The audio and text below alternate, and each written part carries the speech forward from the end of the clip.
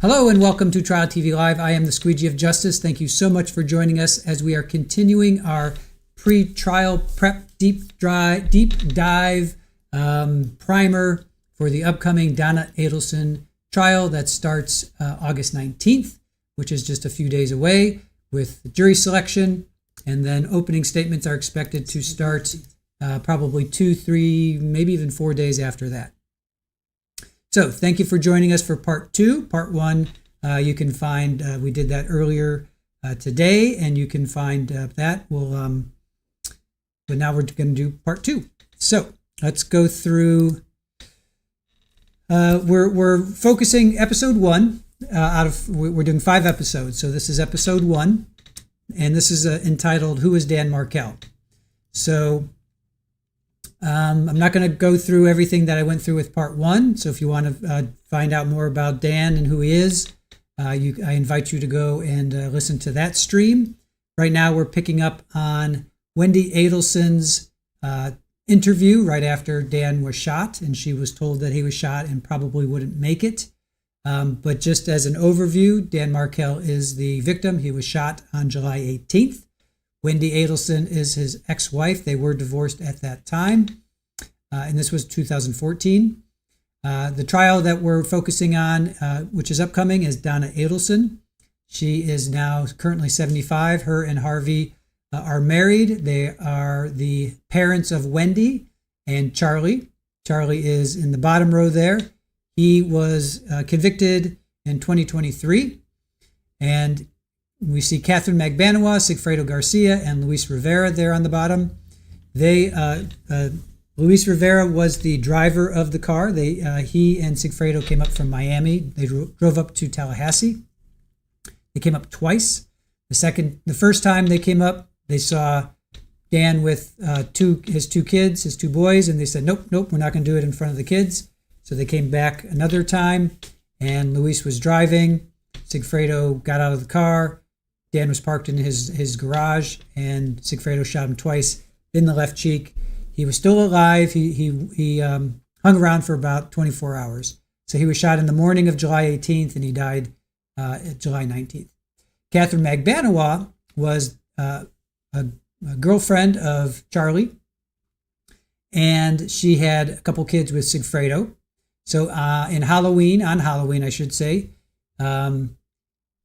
Catherine, according to Catherine, and we're going to listen to all of her testimony. We're going to listen to Luis's testimony. We're going to listen to Wendi's testimony. We've got five episodes lined up for you guys. So for today, we're just going to focus on Dan, second part of Dan. And so according to Catherine, Charlie gets into her car on Halloween and says, hey, do you know anybody that can hurt somebody? Catherine says, yes, as a matter of fact, I do. That was Sigfredo Garcia. Sigfredo contacts his childhood friend, Luis Rivera, who is in the Latin Kings. According to Donna, is the leader of the Latin Kings. Still not 100% sure about that. But those two get hired by Charlie, and now Donna is on the hook for orchestrating all of this.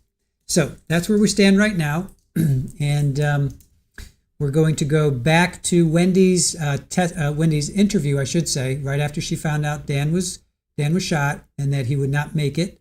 And this is the afternoon. He was shot around 11 o'clock. She came in around 2. So if you want to go watch that, we did some news reports in part 1. Now we're picking up on part 2. So if you are a little lost, I invite you to go watch part 1 first and then join us for part 2. So we're going to go just straight into part 2.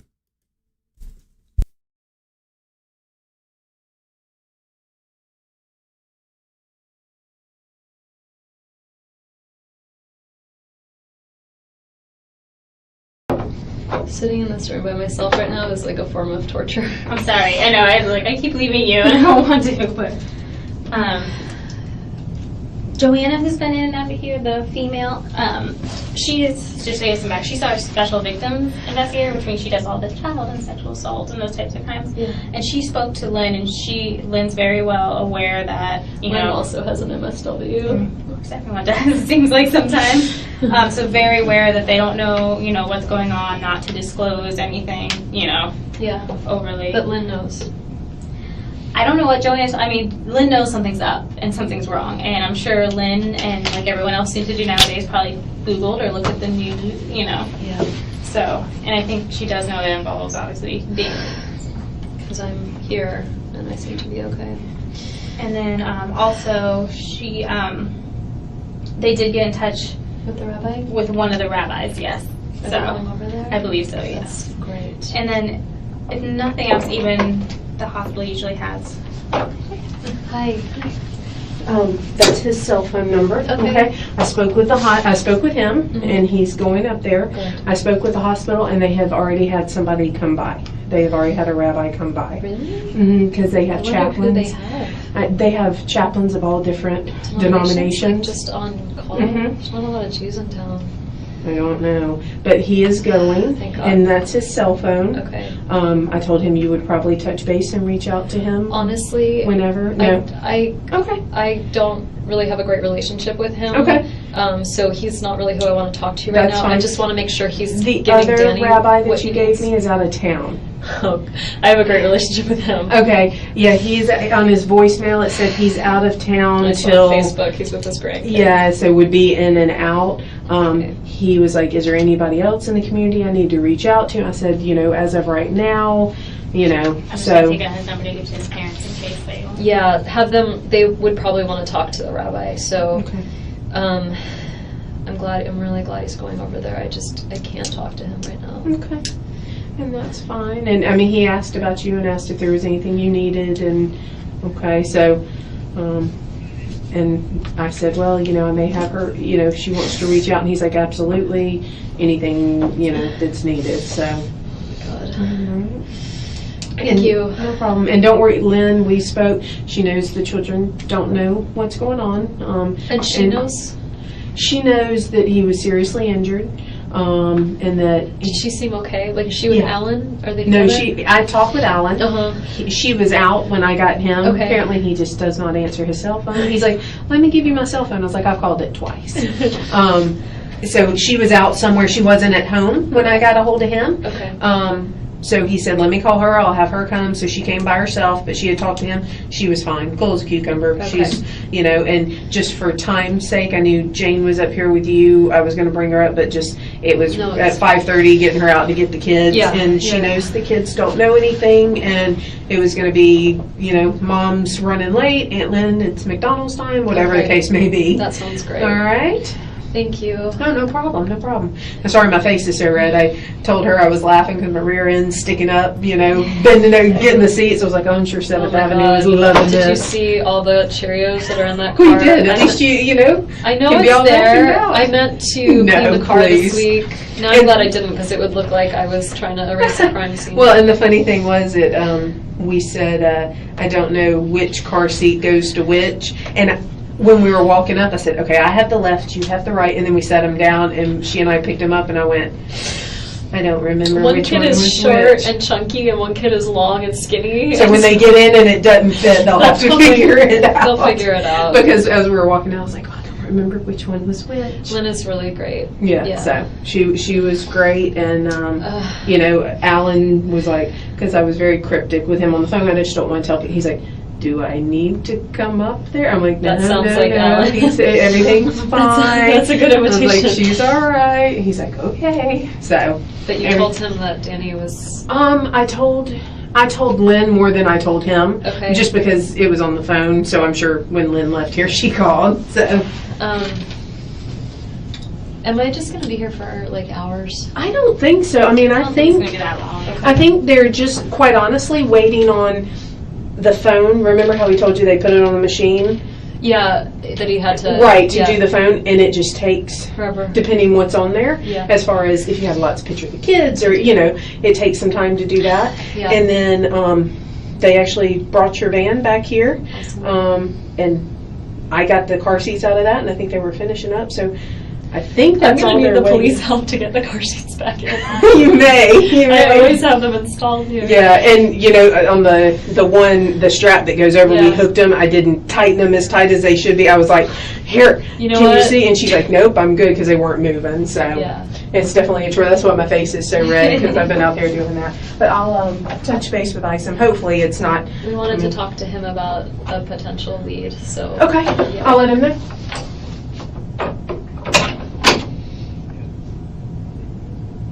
Sorry, I know it's a lot of running around and. I want to talk to my parents and get them up here. And I told him that, and he said it should be relatively soon that you get your phone back, and then they'll. Why not use someone else's phone?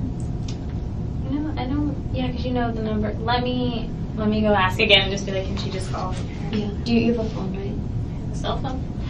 If I could borrow it, then.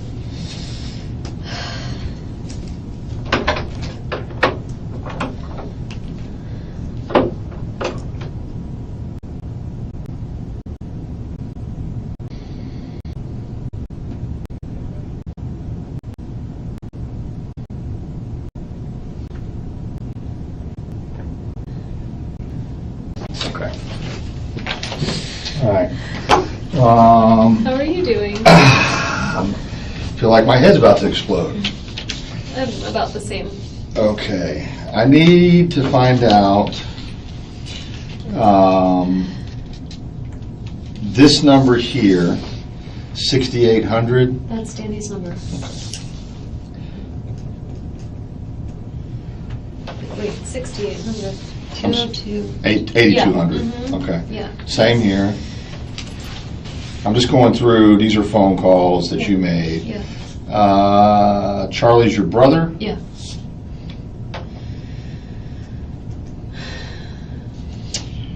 No, I didn't call any like weird sex hotlines or anything this morning. That's okay, we've seen that Really before. embarrassing. That's all right. You checked your voicemail yet? Oh. Or no, you Why would checked? it be a 305 number? I don't know. Um, Your number, isn't that you? Yeah, that's Cindy? me. Okay, called this number. okay. That says voicemail. Right. Okay, I I guess don't know that's what that means, but I'm just basically going over this with you to see if you can clear up anything. And of course, this is Charlie, your brother. Yeah. Your brother. Michelle Turner. A friend of mine who lives in Colorado. Renee. Renee's the one that used to be the victim advocate. Renee is a very close friend of mine that is interviewing at FSU today for a position and leaving at 7:30. And if there was ever a woman I would really like to get a hug from, it's Renee, but I don't want to bother her on her. Rita Hinden. That's the mother of my friend Tova Nugent. So it must be like a family plan under her mom's name for some reason. But So you called the my friend Tova is returning her message. TOBA? Tova, Tova. Okay. Emily Benfer? I didn't talk to her. I sent her a text. Okay, I I see it. just sent her I just sent her a gift for her baby, and she was texting me to thank me. Here. We're going to talk about Jeff here in a minute. Yeah. Sorry. It looked like part of the ceiling just fell off. I know, I was worried about that too. That's like that one. That one's cracked Right? before, but maybe it was some others. I really can't. I guess I need to hold on to this in case Danny needs Just it. have it in case, yeah. And I took it down too, so when I get in contact with his parents, I can refer. it would matter to them Okay. to have contact with like the local Jewish stuff in town. I bet that's I won't answer it, but it's my friend Robin, and I bet she's in the general counsel's office at FSU. I bet I wonder what people have seen by now. I don't know, and that's kind of why we're trying to get his parents notified, because that's kind of, it's very difficult now to beat technology and news sometimes in this field. I missed Robin. Please call Jimmy Judkins. That's my attorney. Should I call him? That's my attorney for the divorce case, not like an I attorney would for just- like. And once Investigator Isom finishes talking to you, I'd call whoever you feel comfortable with calling. Okay. Um, Whoa. Just need to know you're all okay. I don't even know who these people are. Can I listen to the message from Robin just to hear what's like why I need to call Jimmy? She's called a lot of times.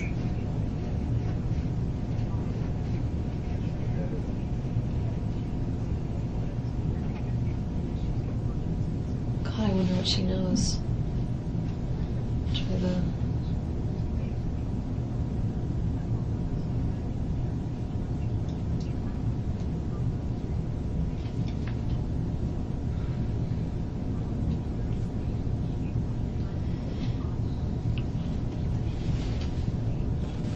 Can you write? Oh, she's gonna text me. Never mind. It's weird. So why would Jimmy need to talk to me? He's my lawyer for the divorce case.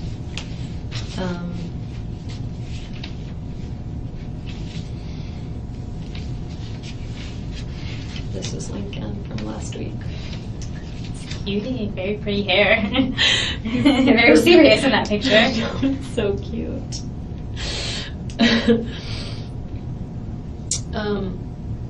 I just am curious, like, what's coming in. Right now it looks like a whole bunch of nothing. No one's writing me yet. I can get a sale on Victoria's Secret stuff.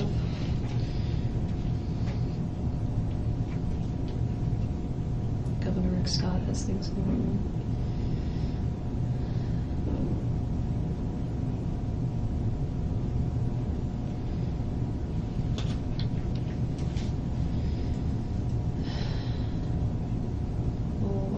Of the world going on.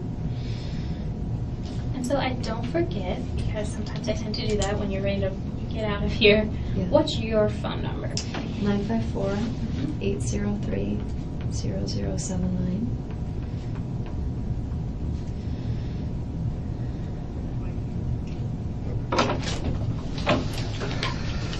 Okay. All right. I was just looking to see. Yeah. There's a lot of nothing going on. And then my attorney really wants to talk to me. Okay. Did you hear about that? No. I think it's nothing.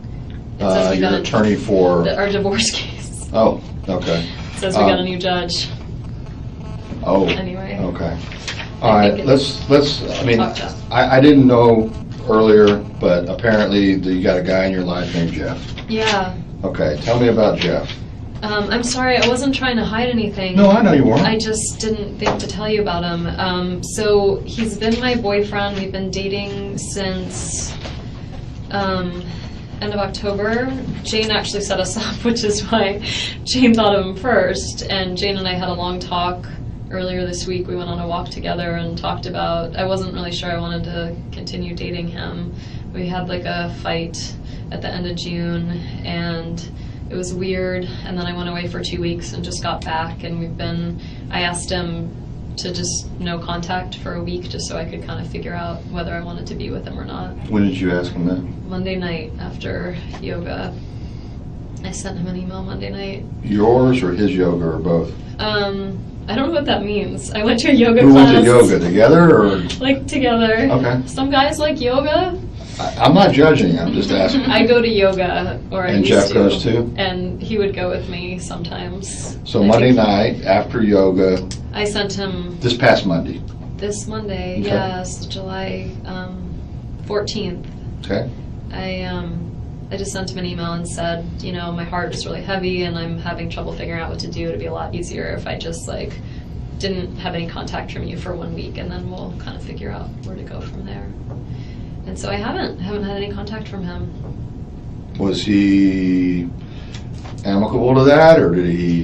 He didn't respond to it. I said, I'm going to take your silence as acceptance. And Oh, okay, you were in person telling. no, I emailed him after yoga. He'd been like, let's go out tomorrow, let's go out the next day. And I felt I have a hard time saying no. And Right. so I didn't say no in person. And then later I wrote him and said, I really just need like a week of silence to get some clarity on where we are. Okay, so he never responded. still has not responded. The only response I had is that I'd bought some presents for Ben for his birthday when Jeff and I went to Destin one time and he had them at his house. And so he brought them. I came to work and there was a bag of the presents from his house. But I had asked him at yoga, I said, oh, when you get a chance, I'm really going to need you to bring those presents because I don't have the boys this week and I could wrap them. And so he just brought the presents so I could wrap them. When did he bring them? It must have been Tuesday morning at some point. I think I got to I'm not in the office like 9 to 5 right now because I just finished teaching and students are out of session, and so I have writing deadlines, so I work sometimes from home or from a coffee shop. And so I got in, I rolled into work sometime mid-morning, and they were there. So I don't know what time he was there, but I could ask my assistant. Well, that's all right. Just saying, you asked him for them And he brought him. on the phone, I guess? Yeah, when I saw him at yoga on Monday, Okay. I had mentioned to him that I wanted to wrap these presents. I had most of the week without the boys, and I was, looking for something to do. I might as well wrap Ben's birthday presents, and so he brought them. He brought them to the office. So he brought them even after the whole... I said no need some contact, space. but yeah. Okay. Why would you say, what was how long have you been seeing Jeff? Since the end of September. Okay, all right, and so since September, you all have been seeing each other exclusively? In the fall, I was dating someone else too, and the relationship really evolved around February. I post-divorce, so I was kind of slow to but so I jokingly used to call him my special man friend, and around February, he started being more like my boyfriend. He started spending some time with the kids, and they really adore him. And I introduced him as mommy's friend, not as mommy's boyfriend, so they just think of him as Jeffrey, and he plays Star Wars with them. And so he and I would spend time together on the nights or the days I didn't have the boys, and then when I had the boys, he never stayed over, but he would sometimes join us for dinner and play with the kids and then go home.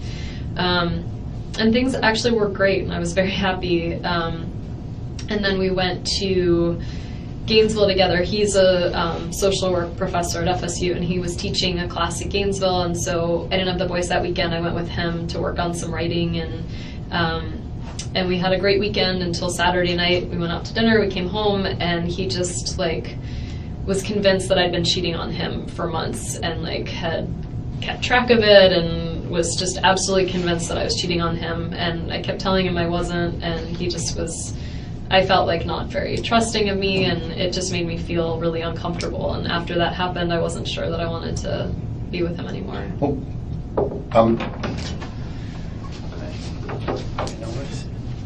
I'm wondering what brought this on, the whole not trusting thing. I mean, I'd been dating someone else in the fall, and so he had asked me, did you see someone else in the fall, kind of once things were good with us, maybe around April, and I said I did, and I told him about it, and he felt like, I don't know, he was jealous of him, and he was like, I don't want you to see him, and the guy I was dating was leaving town, and so I said, well, I want to, go get coffee with him before I leave town, and he said, I really, I don't want you to do that, and we had an argument about it, and I went and had coffee with him anyway, and he ended up at the same coffee shop at the same time and saw us having coffee and got really angry, but... When was that? That was May. Mid to late May, maybe. Okay. Well, do you think it was a coincidence, or do you think he intentionally went to I think it was a total coincidence. Okay. I was only there for 30 minutes, and yeah, I think it just is a small town. Things happen. All right. What kind of car does Jeff drive? I'm really bad with this. It's silver colored. Okay. I think it's a Nissan. It's very old and very rundown. Okay. Silver Nissan? Gray, silver. Okay. You don't know what year or how many doors or anything? I want to say 2 doors. 2-door? And I don't know what year it is. I have no idea. You pretty sure about the 2-door? I'm pretty sure. I feel like, yeah. Is it his car exclusively? Exclusively. He doesn't even have to share it with anyone. Okay. Does he live alone? Mm-hmm. Where does he live? He lives in an apartment complex. I've actually only been over there once because he was kind of embarrassed. It's a basement apartment, and it's off Park Street. I think it's called Victory Gardens. Okay. It's like between Park and Appalachie. Mm-hmm.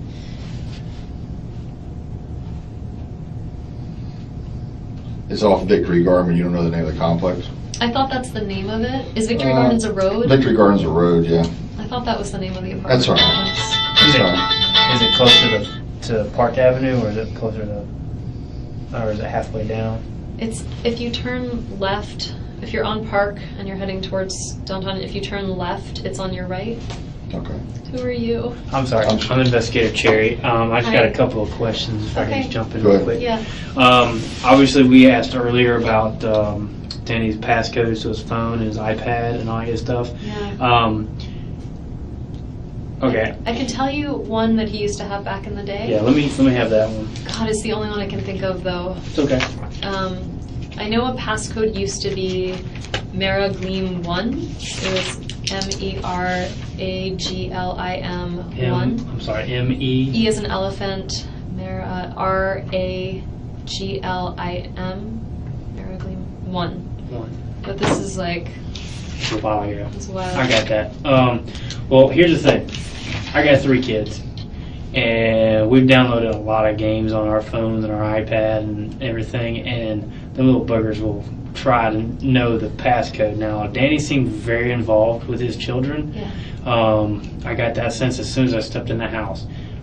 Is there any chance that the Maybe kids they may know the iPad code. They might. All right, when we get a chance, can we just double check and see that? Because that might help us out. Can I ask them rather than you? I just think. Oh, no. No, you're gonna be the one asking. I want you to ask them. Absolutely. They know. I don't have an iPad, but my parents do, and they know, like, what's the secret code? You know, Right. so they would know if Abba had a secret. That's what they call Danny. They call Yeah. him Abba. They would Yeah. know if Abba had a secret code. What's the secret code? Right. So I can ask them in a way that. And so the iPad and the phone, if they know. Does his Give phone have you a the- passcode? Do you Yeah. have his phone? Yeah. Yeah. Here's the kid's date of birth. I was thinking maybe that. I mean, I don't know. Usually people use like dogs. We don't have a dog. He didn't have a dog growing up. Yeah. Well, the texts are telling me that it was possibly a number. Like mine's a number and not That's what necessarily I a would. word. Yeah, I would think it would be a number. Yeah. So I was thinking maybe birthdays and whatnot. Yeah. So. So The I, one son's birthday is July 29, 2009. Which one's that? Benjamin. That's Ben. And any other ones is October 13th, 2013. No, 2012. I'm sorry, 2010. 2010. You were wrong. Did you hear that? I know. That's Lincoln. I was right? there for it. Yeah. You were there, yeah. Okay. Yeah, mine are 6, 3, and 8 months tomorrow. Oh wow. Okay, just let me know. Okay, so I will, as soon as I see them and it's appropriate, I'll ask them Okay. and see if I can find out. Well, he can try the 2 date of births now. Oh, So- yeah, no, of course. I Um, just meant in terms of asking them what's Right. Abba's Yeah, secret code. And it may be important to kind of get that out of the way. I know, I just Yeah. meant like I haven't seen my kids No, yet, I so understand that. I understand that. And it is. as soon as I see them and I can be like, does Aunt Lynn have an iPad? Does Abba has an iPad? What's his code? I'll ask as soon as I can ask, okay? Nice to meet you. Nice to meet you. So that's, is that Hebrew, the Ava? Yeah. Okay, that's father? Mm-hmm. Okay, I didn't know that. Yeah, I know that, like, abuela for Spanish is grandmother. that's true. Right, Sarah? It is. Do you speak Spanish? No, I probably should, but I don't. I do. Okay, the guy that you were seeing in the fall that Jeff got jealous of, His saw name's Daniel. Daniel? Mm-hmm. Daniel what? Sack. Sack? S-A-C-K. He's moved. So he was, he and I actually went to college together, and I randomly found out that he was still in Tallahassee. But he was really eager to leave Tallahassee. He wanted to be in the Northeast. And so... Law student? No, he's teaching at the theater department. So we knew each other in college and then lost track for 12 years, and then he ended up getting hired by the theater department here. But since left? Since, in May, at the end of May, he moved to Amherst to start a job there. Connecticut? Massachusetts. In May? Yeah, end of May, maybe early June, something like that. Is Amherst a college? Yeah, but he's at UMass Amherst. Okay. My stomach really hurts. Do you need to eat? No, I don't know that I'm going to eat for a long time. Okay. Do you Good need thing something? I had that You got water. last lunch. And you saw him briefly at the same time you were seeing Jeff? In the fall, yeah. I had actually never dated two people at once before, but I wasn't exclusive with either one. And Right. so I dated them both until until I realized like Daniel just was going to leave, and I thought Jeff had potential. So. Okay. But let's get back to this Saturday. Mm-hmm. I guess this was this past Saturday that he got mad about. When he got mad, it was June 28th. It was before I left Okay. for Miami with the boys. Okay. So, yeah, he got really mad. Well, what sparked that? That was what was really sort of surprising is Daniel had been gone. We'd had a month of like really, really great times, very happy month, and we went out to a nice dinner with friends and then got back to the hotel room, and I could just tell he was upset. And so for me, it kind of came out of nowhere. Was that in Gainesville? Yeah. Okay. And that's when Jeff wanted to look at your phone or something? Yeah. Did Jane tell you that? Yeah. So he had said that he wouldn't. It wasn't that time, but he had said, like if Jeff would be over and I was doing something, I would leave my phone out. I have this like old agenda book. I'd leave that out, and basically he said that he like saw that I had called Daniel, and he saw it in Daniel my phone. Stack? Mm-hmm. Okay. Sorry, that's why I said there's Danny and then there's Daniel. Gotcha.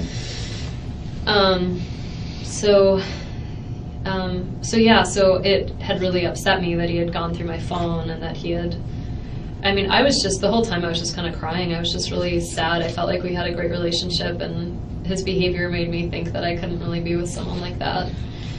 And I didn't really say much other than I was just really like, no, I didn't cheat on you. Like, yes, I saw Daniel in the fall. Like, no, I haven't seen him more than as a friend since February. And like, if you don't trust me, we can't really do this. So, and then he was, really sad and apologetic and was like, oh my God, you're the best thing that's ever happened to me, and I'm going to lose you. And I never really thought I would be in a police station talking about my relationship. Well, I understand that it's potentially relevant.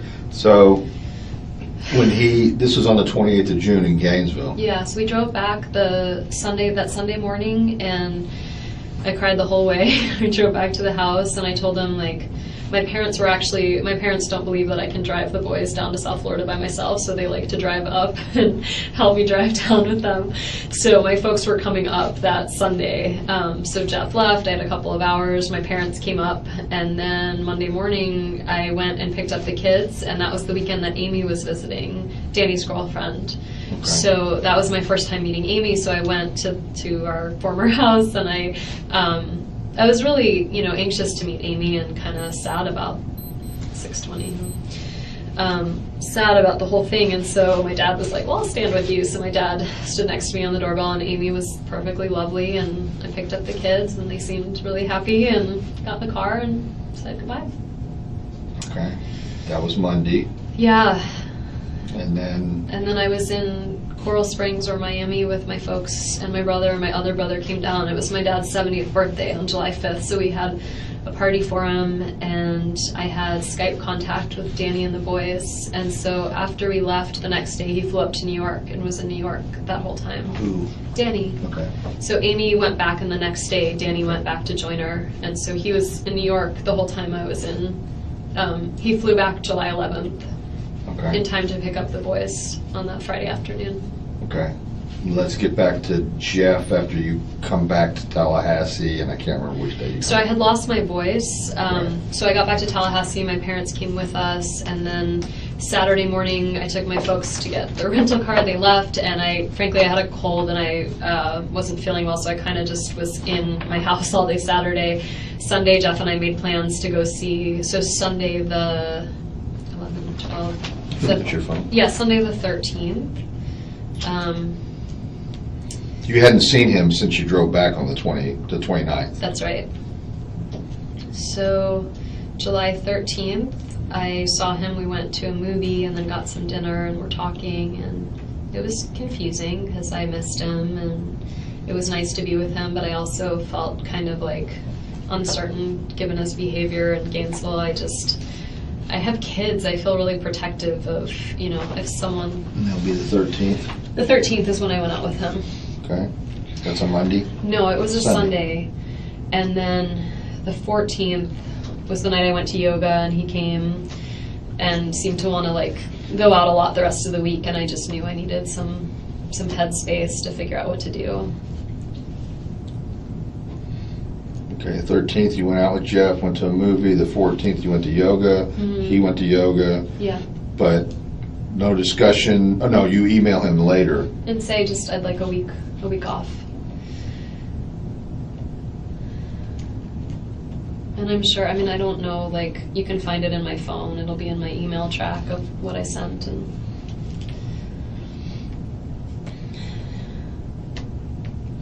then basically to Jeff saying, I want some time. I just need a He little doesn't space. respond, but he brings up gifts on the Tuesday. Yeah, But you'd had no contact since the yoga on Monday night. none.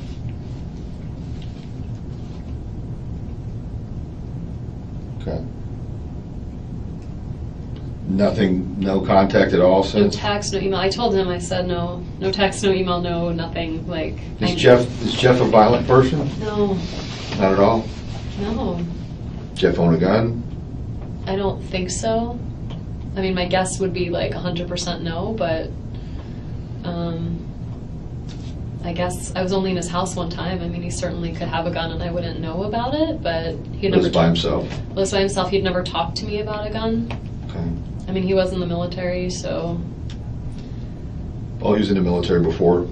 yeah, he grew up in California. His dad was in the Air Force, and then he was in the Air Force and ended up in Eglin Air Force Base, and he started going to community college and took classes and was really bright and ended up doing a PhD here at FSU and then taught in Arizona and then just got rehired here. Not rehired, but hired. And that's how Jane knows him, is she's doing a PhD in social work and Jeff is a professor in social work. Okay. All right. I want to get a picture just to confirm I'm not talking about the right person. I probably have one on my Sure. phone. And you can find him on FSU, right? How long has he been back at FSU? Since August. And you all met through Jane? Yeah. No, I just have pictures of my kids. And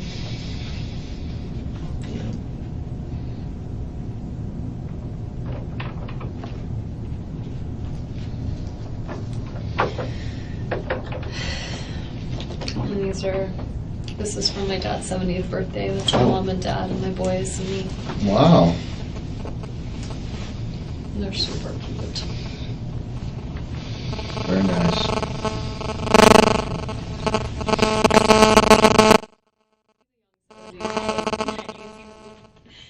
The boys have blue eyes. Danny has blue eyes too. He was loved and controlled by my mother.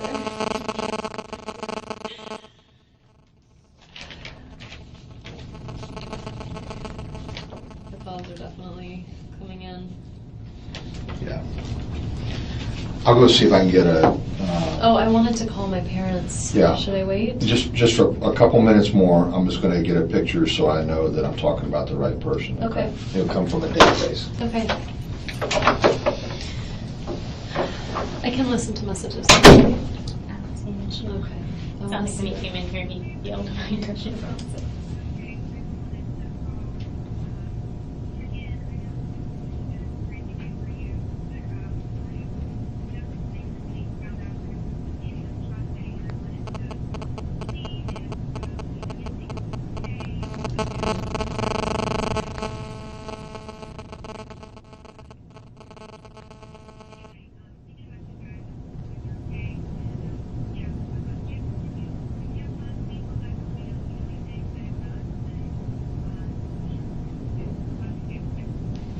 Very strange.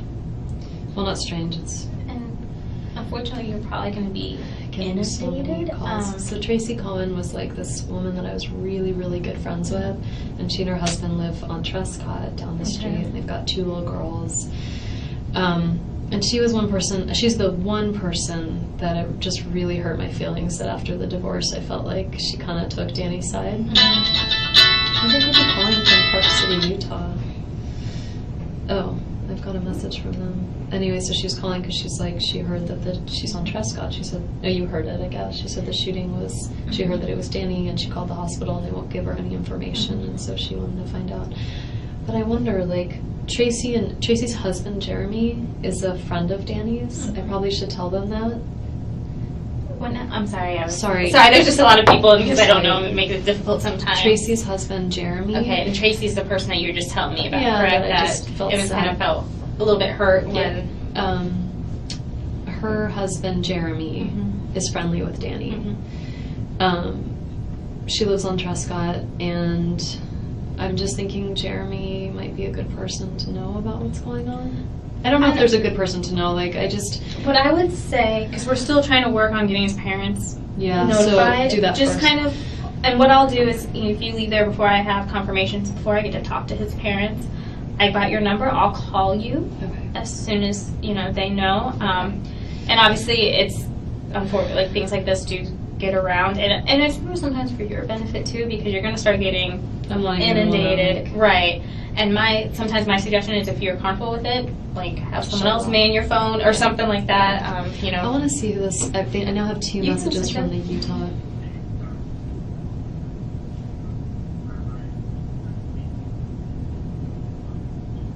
Can't hear it.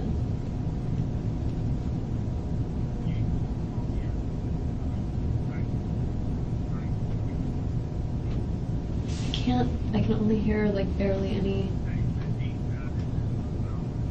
Oh God.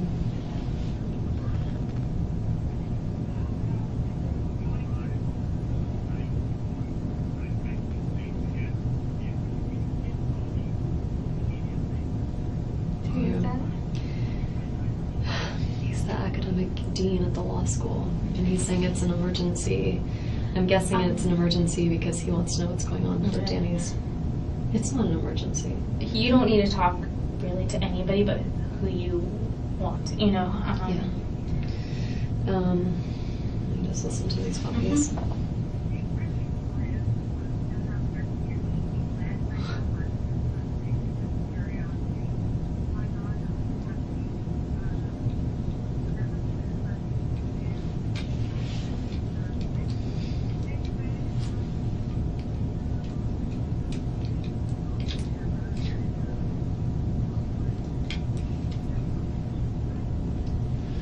Lynn called not knowing anything at 4:47 just to chat.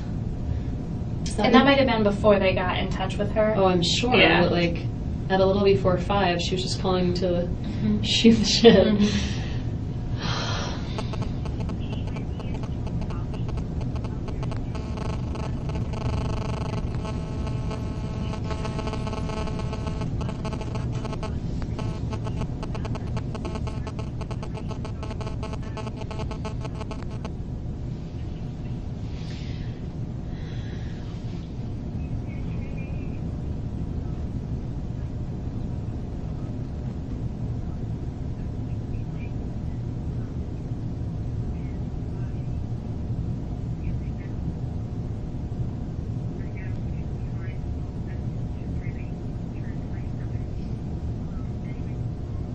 Do you hear it? I can kind of hear.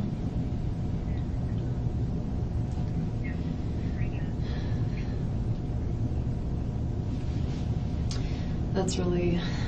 She was saying that was my friend that was at the lunch. She said, I have a feeling he's behind all of this. She meant like she thought it was Danny's fault that I was there. Excuse me. Hey, his parents, do I know they didn't have any medical issues? Oh God, they're gonna get called right now. We've been working on it. We're trying to get the law enforcement to go, but His mom is a large woman and has some ongoing health issues. Okay.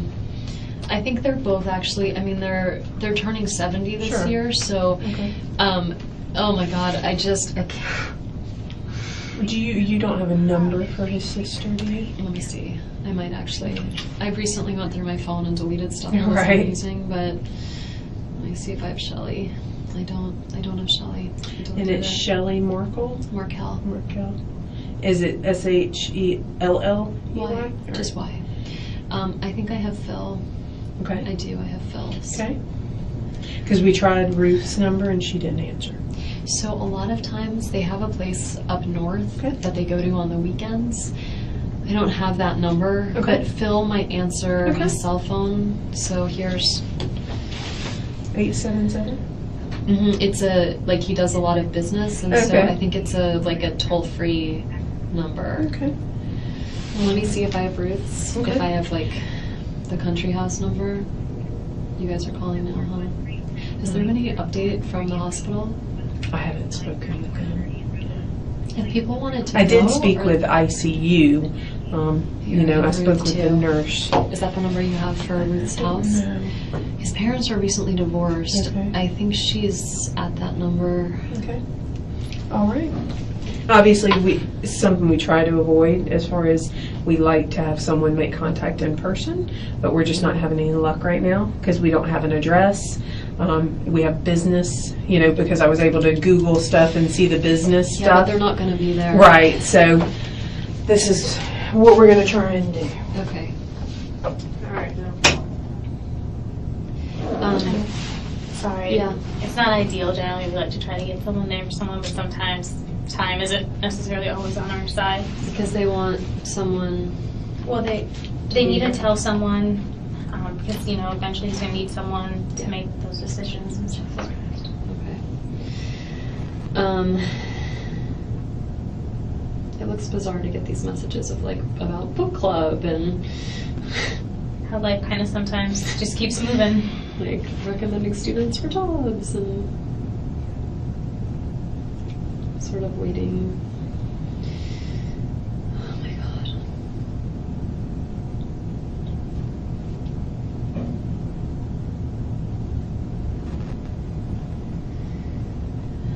I can't help but feeling like this is all my fault. Why do you feel that way? Why would somebody do this, right? If I had been still married to him, then there wouldn't be anyone that was angry, right? There wouldn't be any kind of disgruntled, wouldn't be Amy's husband. This can't be a random act of violence. This has to be on purpose. Someone did this for a reason. But this is why I tell everybody, you don't cause people's actions. You can control your actions, you can't control anyone else's.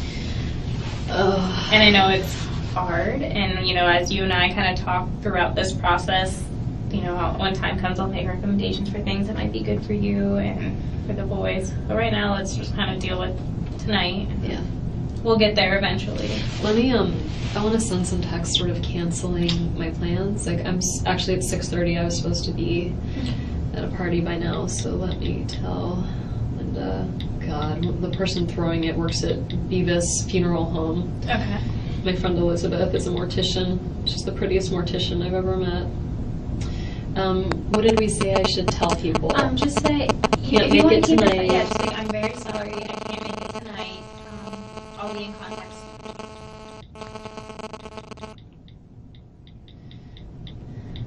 And so they're doing a Stock the Bar party.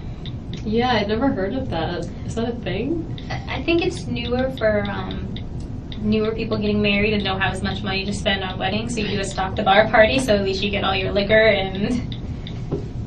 Or maybe just stock a bar at your house, I don't know. But that was my interpretation when I've heard of the Stock the Bar I'll parties. be drinking that bourbon for dinner.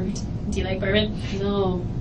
I don't know much about bourbon. I don't know anything about bourbon. I asked her Okay, so that was tonight's plan.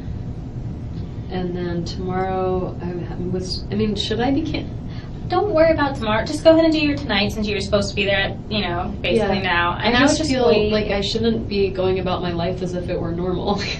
The kid, I don't know how to do Well, this. and then, you know what? You're going to be able to call your parents soon. And then I think once your parents get here, they'll kind of be able to help guide you on what's best. Yeah. So don't worry about canceling tomorrow's plan. You have a bunch of time to do that in between. And Okay. this is, the most important thing in keeping yourself the least amount of stress. Come on now. Sane, unstressed, whatever word you want to use. So Robin kept telling me I had to call Jimmy. Should I call? Who's Jimmy? Jimmy is my divorce attorney. So And Robin's your sorry, friend. That's Robin's a not good your friend. Okay. Was Robin the one that you were at lunch with? No. Okay. I would just, again, I don't think Why that don't I might send an be. email to Jimmy Judkins and just ask if I heard there was an urgent matter? Do you need something? If that would make you feel better, that's fine. Were you guys going through any new thing with your divorce? I mean, I have a meeting that was coming up. So basically, what happened is when we got divorced last summer,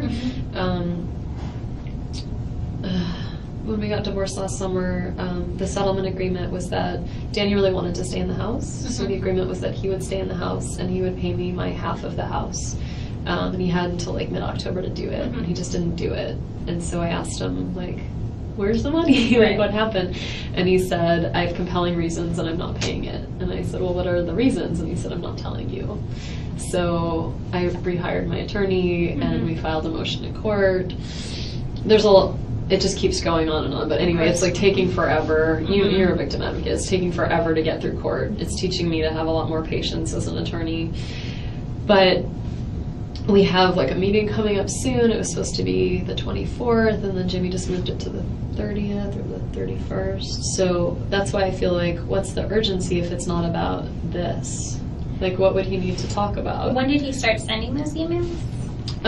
This, like, I Or actually, the voicemail, or I got one from Robin at 5 and one at 6.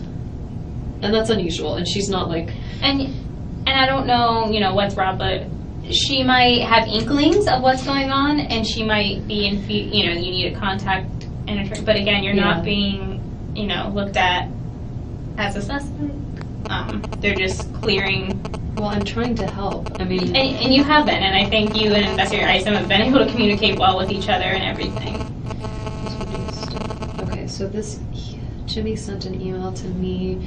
So when we had our hearing with the judge about whether Danny needed to pay me, the judge was like, you need to pay her the money. Like, we're going to hold you in contempt of Which court. judge is it now? I know they just changed all the judges. They over do. there. So it was Judge Hobbs. Before? Okay. So like Judge Hobbs at that hearing. And she was like, I'm going to put you in jail. Like, pay her the money. Right. And he was like, well, Your Honor, I have, I'm going to file a motion for full custody of the kids, and I'm going to file a motion for, he never did that, but like a motion for sanctions against Wendy's attorney, who's Kristen Adelson. I don't know if you... So Kristen was my attorney, and so because he filed sanctions against my attorney, Kristen was like, I can't represent you anymore. I need to represent myself. Like, I need to be a witness in your case because he's impugning my professional reputation. So Kristen hooked me up with Jimmy to be my attorney instead. And so now Jimmy's my attorney. And so we're trying to now I've got Jimmy writing to me and Kristen and trying to work this all out. But they wrote this at 344. Clearly they had no idea, because all it says is basically we have a new judge and I think this is good news, and here's some stuff we have to do on our case. Okay. Yeah. And I'm again, gonna skip it. It's yeah, not, it I can't be don't that think urgent. you really need to be stressed. I mean, Yeah. Okay. and I think when time comes, I think anyone that's been trying to reach you about anything will understand completely and entirely why. What's going on? Yes. God, there's like a young faculty member at the law school, this guy Mark, who had a heart attack. Mark is like 33 or 34. I did yoga with him. He's like super fit, healthy. He just had like a congenital heart defect. So, he's fine. He's actually alive. He made it. He's okay. But, the whole law school was like, oh my God, like what happened? And now that's why Manuel's called twice. And it says it's from Park City. That's where his wife is from. So either he never changed his cell phone. That's possible. He either never changed. I've never talked to Manuel outside of school. So either... And he's the dean of the law school? He's not. So there's like the dean in charge of everything, and then there's like the academic dean. Okay, because the law school is pretty much separate. I mean, it is part of the university, but it has its own academic deans and all those type of... Did you go to FSU? I did. Yeah.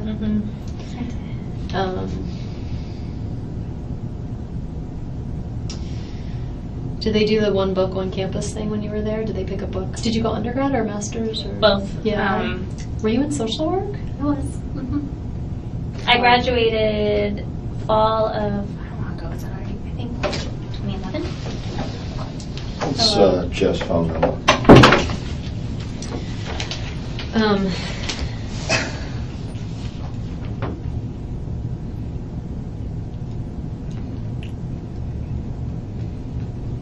his work number and cell phone. The work number would be the Who is that?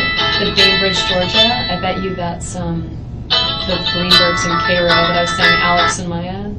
Do you think we should talk to them? Not right now. 294. So that's his, the 294 would be his cell. The other number would be his office number. Okay. All the news is already on. People's Meaning seen what? it. What's Well, out there? they just know. I don't know A what they shooting on put out. Trescott, I Yeah, think. that's basically what's going to happen. Okay. My kids are not going to see the news, so I'm not worried about that. I guess you're just telling the story. No, I'm saying that's probably why these people are trying to Are get a hold of you now. Yeah. I need to go back. I need a timeline here. What time did you wake up this morning? A little before 8. I know that because the repairman was supposed to be here between 8 and 12, and I didn't set an alarm. So I woke up like, oh God, I need to put some clothes on and get ready.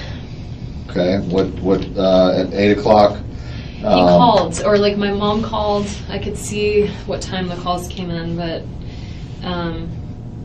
let's see, starting this morning. Yeah, my mom called at 8:09, and then the repair guy called at 8:08, and then my mom called at 8:09. I guess he called her to trying to. Sorry. So yeah. So then the repair guy called, and I don't remember exactly what time he got there, but like between 8 and 9, probably closer to 9. Okay. What time did he leave? Around 10. He could probably tell you. Like he'll have a record of what time he Okay. called in to figure out whether to repair it or buy a new one. Okay. So he'll have a record of his calls too. Okay. Before 10 a.m. A little before 10 a.m. he Yeah. left. Okay. And then you went back to working on papers and so forth? Yeah, I was making some breakfast. I remember I was making oatmeal, so it was taking a while. It was like that kind that you have to stir for a long time. And I was talking to Charlie, so there's my call to Charlie, and then I called Renee, my friend who's interviewing for a job at FSU today. She was driving in, and I wanted to wish her good luck and see if I could meet her for a hug at some point today. Okay. So that was at 10:24. I called my friend Tova back at 11:22. I think I was just,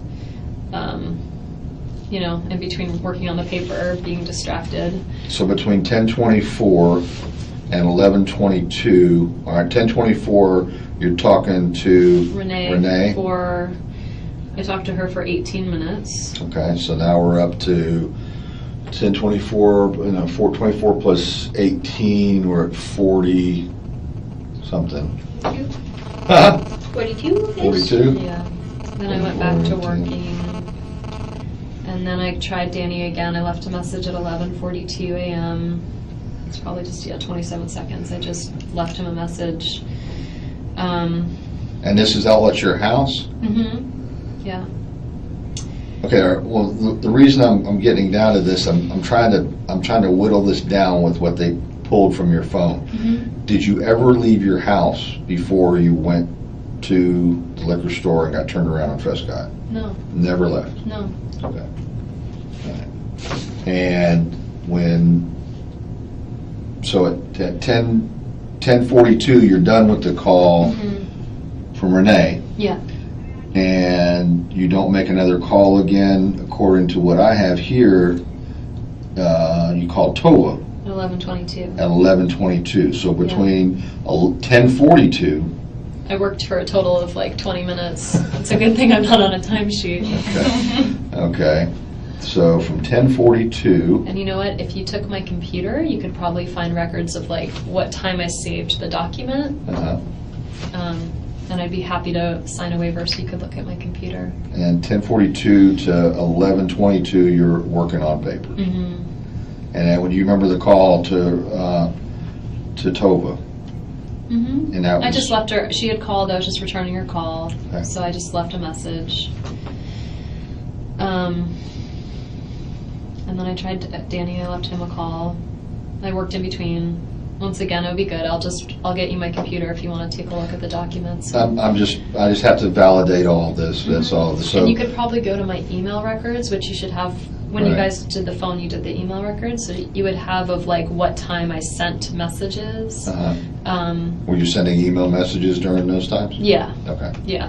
All right. Between 10:42 and 11:22. I think so, because I don't remember exactly what time, but before I left the house at noon, I sent off the like edits, like the citations to the law school library to have someone look at my citations on this paper that's due that I no longer care about. Okay. And so how can we say, do you have some way of showing I a can look- timeline of when When I sent email? No, when you left the house. Oh, yeah. So the only thing I have that is, the only thing that I guess I have is I was waiting to call back this colleague of mine, Joe Davis, and I called him from the car at 12:27. And he was the first call I made as I was pulling out of the driveway. So that was like 12:27. That's leaving the house. That was leaving the house. So I got into the car, I put on my earpiece, I called Joe.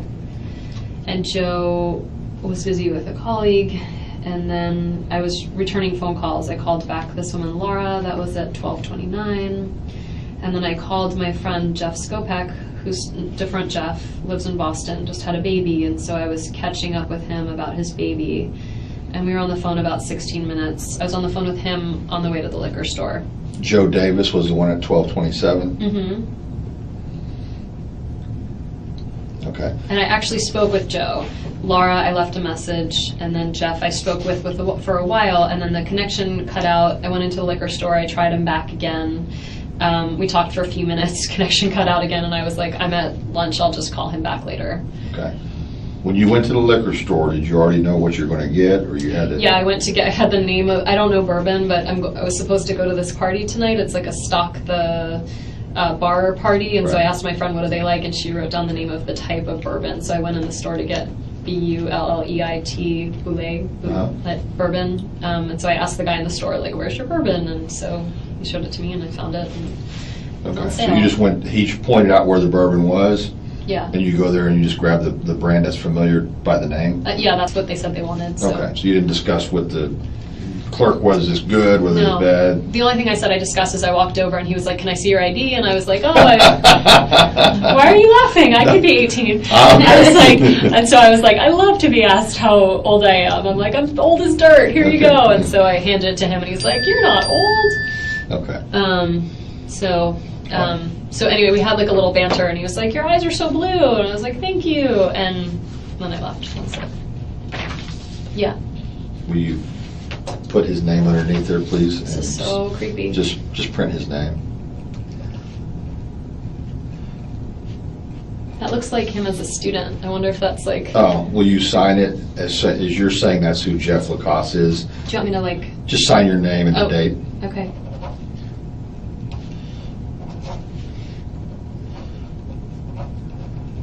Okay.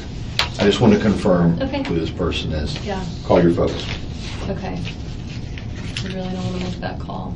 I know, but you I know. I just you like. can wait if you want to. No, I I'm feel like just- I was holding you up. So. You were, and I.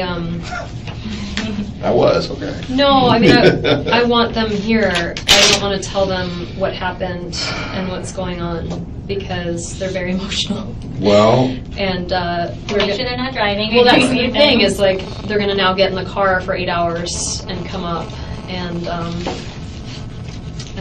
Are they both very emotional? Is one more emotional than the my other? mom's more emotional than my dad's more of a straight shooter. okay. Well, people must really know now because I just got a text from someone that said, "I know everyone is calling you right now, but could this really be happening?" I just talked with Alan, and he asked me, he was going to take the kids by the house to get some clothes, and said that they have a key but don't know your alarm code. I didn't set the alarm when I left. Okay. That makes But it easy. if it goes off, it's 10:13. Okay. And we spoke with the hospital. We've spoken with his dad. We did make contact with him. One of the other victim advocates was able to make contact with him. I don't know all the ins and outs of the I'm sure conversation. he's devastated. He's apparently in Colorado. Oh. They're in Aspen, or he's in Aspen, is at least what I understood. Well, at least he's closer. Right. Well, I don't know if that's any closer. I was going to say, the nurse at the hospital, Yeah.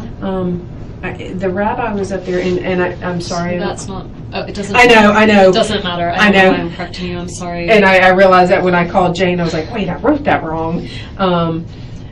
Was talking about something about the rabbi and didn't know what. I'm sorry. Phil was talking. His dad was talking. No, the nurse at the hospital, Yeah. and this was prior to me getting them in contact about what type of Jewish whatever he practices. Okay. He calls himself Flexodox, so he's Orthodox-ish. That's Okay. why the rabbi is a good choice. The one that's here, Okay. Oyerkman. Okay. He's like his Okay. denomination. He is there. Okay. So, and he's at the hospital. Yes. Okay. Yes. Okay, I just wanted to make sure, and that's what I thought, and my conversation with him is, oh yes, very familiar. And then when I talked to the nurse, so we may have been talking about two different people Do we have because, an update on what's going on medically? Like, I didn't even ask because I know somebody else is dealing with that. Okay. And my understanding is he's in ICU. Last I heard was he was probably not going to survive. But they are trying to And you work out told the his dad organ that? donor Oh my God. aspect okay. of that whole thing. And you told his dad this? Yes. Okay. Yeah. So they are aware. And is he coming? Is he? Well, and Melanie spoke with him, and I hadn't had a chance to sit down and Okay. talk with her since, Okay. because I was on the phone. I was trying to give the Really? nurse a heads up to say, He's hey, coming. just so you know, we've talked to the dad. He's going to be calling, so that Yeah. random person didn't call. Yeah. Okay. Yeah. All right. And Did Alan say the kids needed clothes? well, they can just sleep in their closet. and he didn't know how long you were going to be, and Yeah. stuff like that. And Okay. Jane called and said when when you are ready to go, she would like to come up here and go with you if she need, just so you're not going by yourself. That'd be great. That type. Am I allowed to take my car? I believe so. Yeah. Okay. I don't. Did they keep the keys I or? don't know if I know she had the keys. Did we ever get them from? Did someone take the keys? Jim did. Okay, Mhm. I'm sorry. he may not have given them back. I'll double Yeah, I check. don't have Again, this. we're all doing different things, so I may have missed something, but I'll double check. Okay. Yeah. I don't have the keys. I'm gonna call my parents. Okay. And y'all spoke with Ixon about Yep. Okay. Yep. Yeah. He said that's okay, right? Yep. Do you need anything? Are you hungry? I know some people won't. All right. I don't know how to tell them this. I think you're going to be upset. They're very angry with him, right? Well, this isn't like you it's know- their son, but he's the father of my kids, and this They're is a very, pardon my language, fucked up situation. don't pardon your language Um, about. I would, you know what? When I was talking to, I let them, first because you're upset, so let them know that I'm okay. Yeah. As in you're okay. Well, that's why I and need to then- call them, because my mom would be like, "What happened to my?" Like if Right. the police called, my mom would lose her shit. Right, and that's why we always try to get people there in person or get Yeah. so just say Danny. 7 o'clock already. I have to see my kids before they go to bed. I'm sure they're not going to want to go to bed without me, but And I'm sure they're going to be hyped up a little bit because Go to we're bed. at Oh my someone's God. house. oh my god. This is not a normal situation, and things are going to happen a little bit abnormal.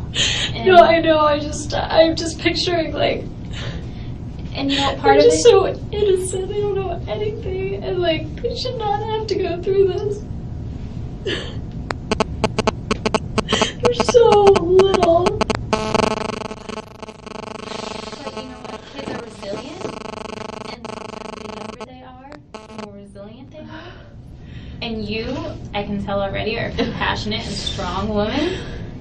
And better than all that too is you've got an awesome support system, whether it be your family or just you've got a ton of people calling you. You've got a network, so you'll have people to help be strong for you. People must be figuring this out. I just got a call from Karen, who's friends with Robin, who used to live here but is in Oregon now, and she just got a call from Robin.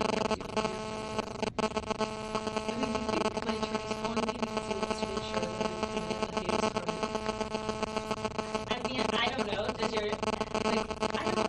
don't think you should be worried. I know, I don't have to call him, right? Yeah, and and I think if anything.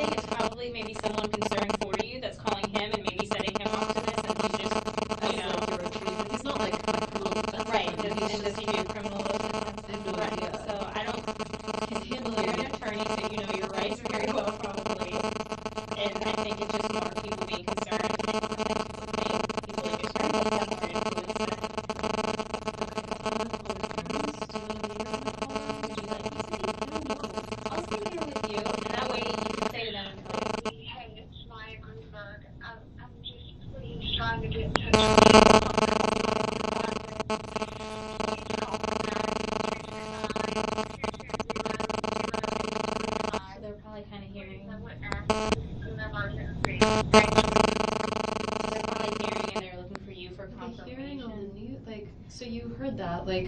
What I will tell you, the police station hasn't released his name. So obviously this dean person knows, has an inkling, whatever the case may be. Something must be going on. How would all of these people know? Well, if someone like the dean, and if they're trying to get hold of you and they can't, they're going to start going to other... So that was this... I mean, I will say the news does have the block.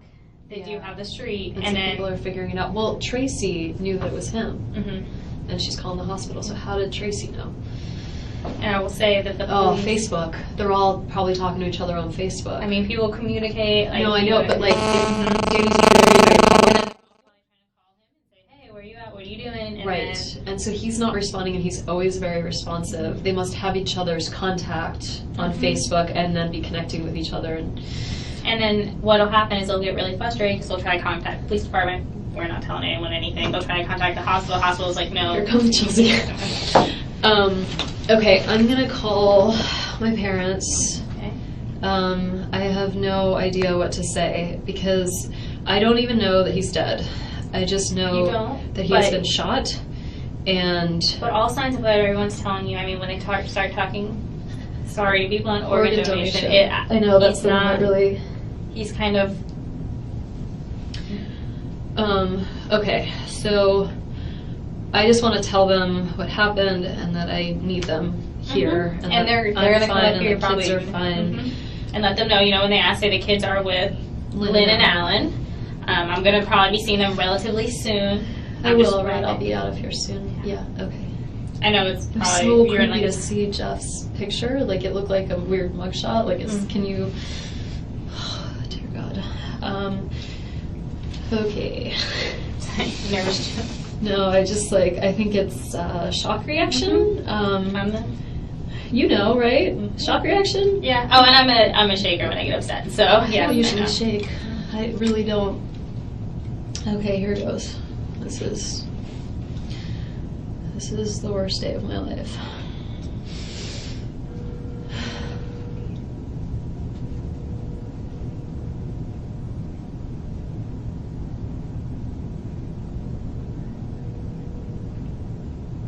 Maybe I should text them if I can't reach them. Hi, Mom. How's it going?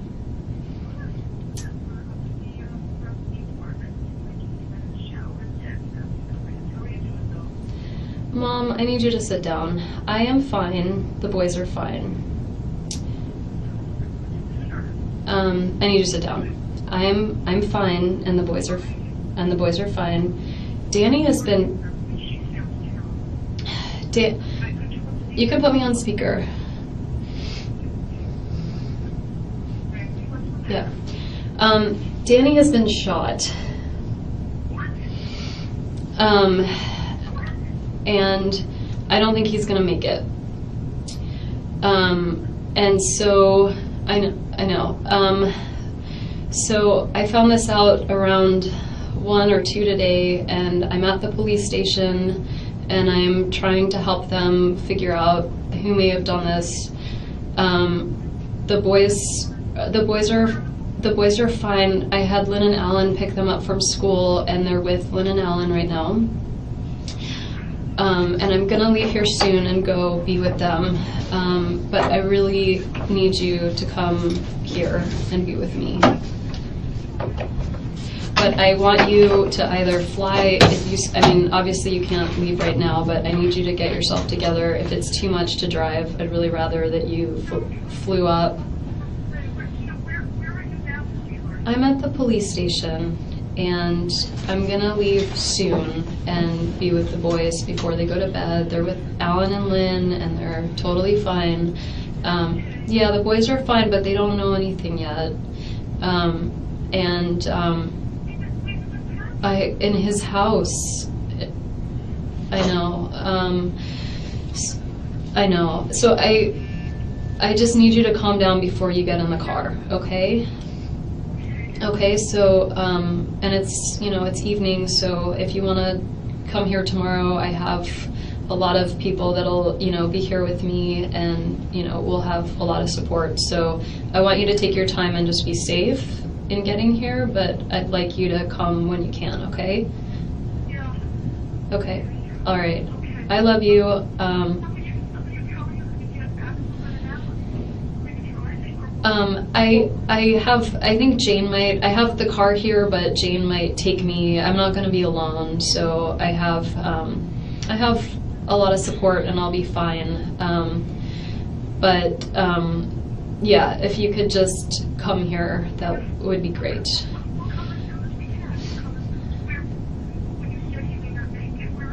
He's in the ICU in the hospital. Okay, but be careful, okay? Okay. Okay. Okay. Love you too. Bye. Mom. Oh. You did awesome with that call. Thanks. You were so stressed out about it, and you handled it. I just wanted you, I talked to Alan, okay? And just because, my suggestion to him, just because we don't know what's going on, was if he goes to the house. Sorry, my mom might be calling back because she heard me. Mom? You did, yeah. I just wanted to ask if you could just tell Charlie for me. I just don't want to be making calls right now, so if you could just tell Charlie for me, that would be great. Okay, and just, like, it's on the news a little bit that there was a shooting on Trescott, and so I'm starting to get a lot of calls, and I'm not going to be answering them unless they're from you, so I would really try not to tell anybody what's going on just yet, just because, like, he's in the hospital, and Charlie, I talked to Charlie earlier today, obviously before any of this happened. Like, I talked to him at like 10 this morning, and he said that he was coming to visit you guys this weekend, and he had plans, and he sounded good. I just can't, Mom. So can you just tell him? Yeah, just tell him for me, and then I'm sure I'll talk to him soon. But I don't want to be on the phone unless I have to right now. Okay? Okay. All right. Love you too. Bye.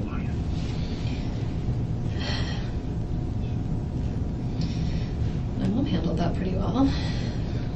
Could you hear her? Yeah. I think, because you're a mama, but moms always go in that natural instinct to kind of protect and help and... Yeah. I'm waiting to hear from you whenever you can. That's Jane.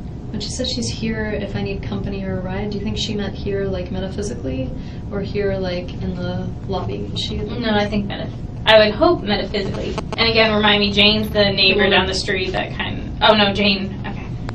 Are you here? Yeah, I think it sounded like Johanna said she talked to her recently though, right? Hey, I just wanted to say I talked with Alan. My recommendation for you tonight, just because we don't know what's going on, is to stay somewhere, possibly. And he said that you are more than welcome to stay at their house. Yeah, so I wanted to let you know that. Great. Because I don't want you going home, just because we don't know what's going on. I just am a little scared. So I'd really rather stay. Yeah. Are they okay with me being there? Like, yeah, absolutely. What we're going to do is, just to cut to the chase, I'm going to follow you home, or if you're not well enough, we'll get somebody else to drive your van if you want that. Yeah. And then I'm going to get your computer from the house and everything. And then, so you're not going to go home by yourself. Okay. I'm happy to go to the house, and I can give you my password and stuff to get into the computer. And do you want? Do you want me to drive your van home? He can follow us. Can we do that? Can you and I go home, and then I'll give you my password and. That's fine. You're in law school, right?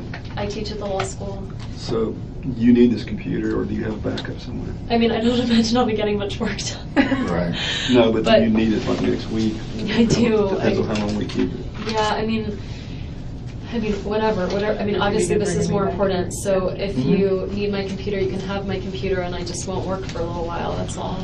Do you have it backed up somewhere? It's backcked up to there's a drive, hard drive into the external law hard drive? school. No, not an external, but like the law school has a server that, You can work off of it in the Love Building or something. I mean, I don't think I'm going to be going back to I work. understand. So, you can have my computer if you need it, and I'll figure out what to do. Okay. You get it back. Okay.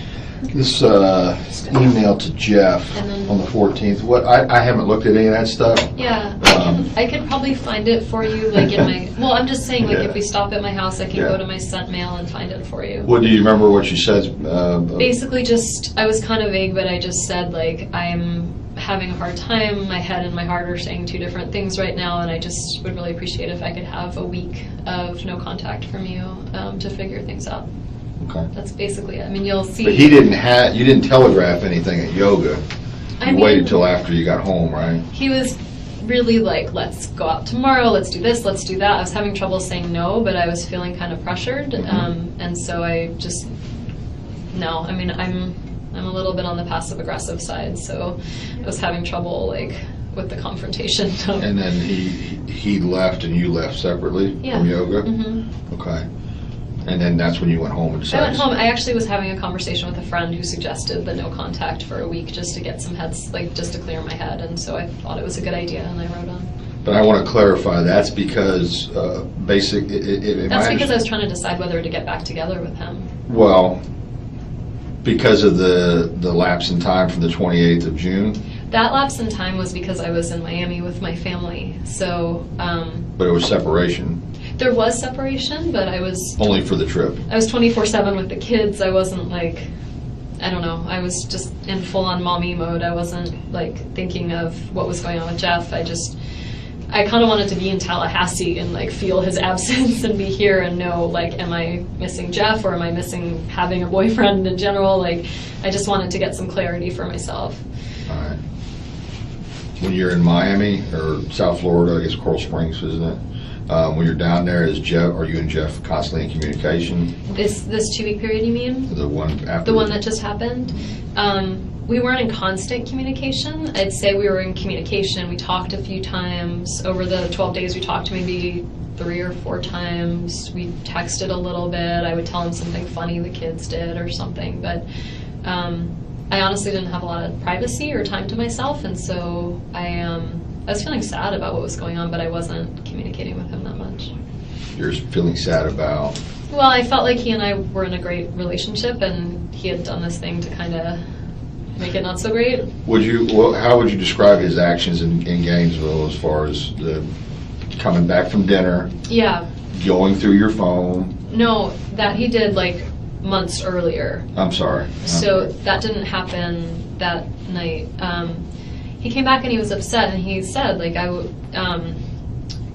was asking about this, like, every year FSU picks a book for all the freshmen to read, and this year they picked my book, and so I'm giving this speech in August in front of the whole freshman class, and he was like, I was going to wait until your big speech was over in August to tell you this, but, like, I just can't, like, keep it in anymore. Like, I know that you were cheating with Daniel. Like, I know that you were seeing Daniel. And then he just kept talking about it, and the way he was going about it, it just felt very much like he was like, I have evidence, and it was very kind of legal in a way, and it just seemed, I don't know, like he just didn't trust me, and I was kind of feeling like that was going to be the end of us. Okay, I misunderstood. So he did not go through your phone or anything? He did previously. He had said to me, like, well, on March 19th, where were you? And I was like, I don't remember what I ate for breakfast.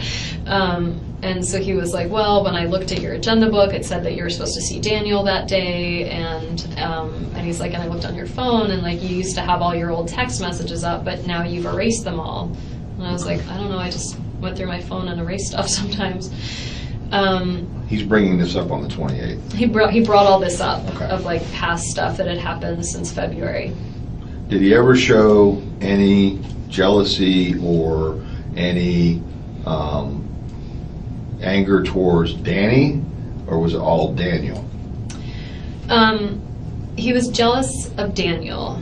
He was not jealous of Danny. He spent a lot of time talking to me through, like, it's been a contentious divorce. I mean, it's been a hard time, and so he would talk to me through things I would be upset about. Sorry, it's gonna happen now, I guess.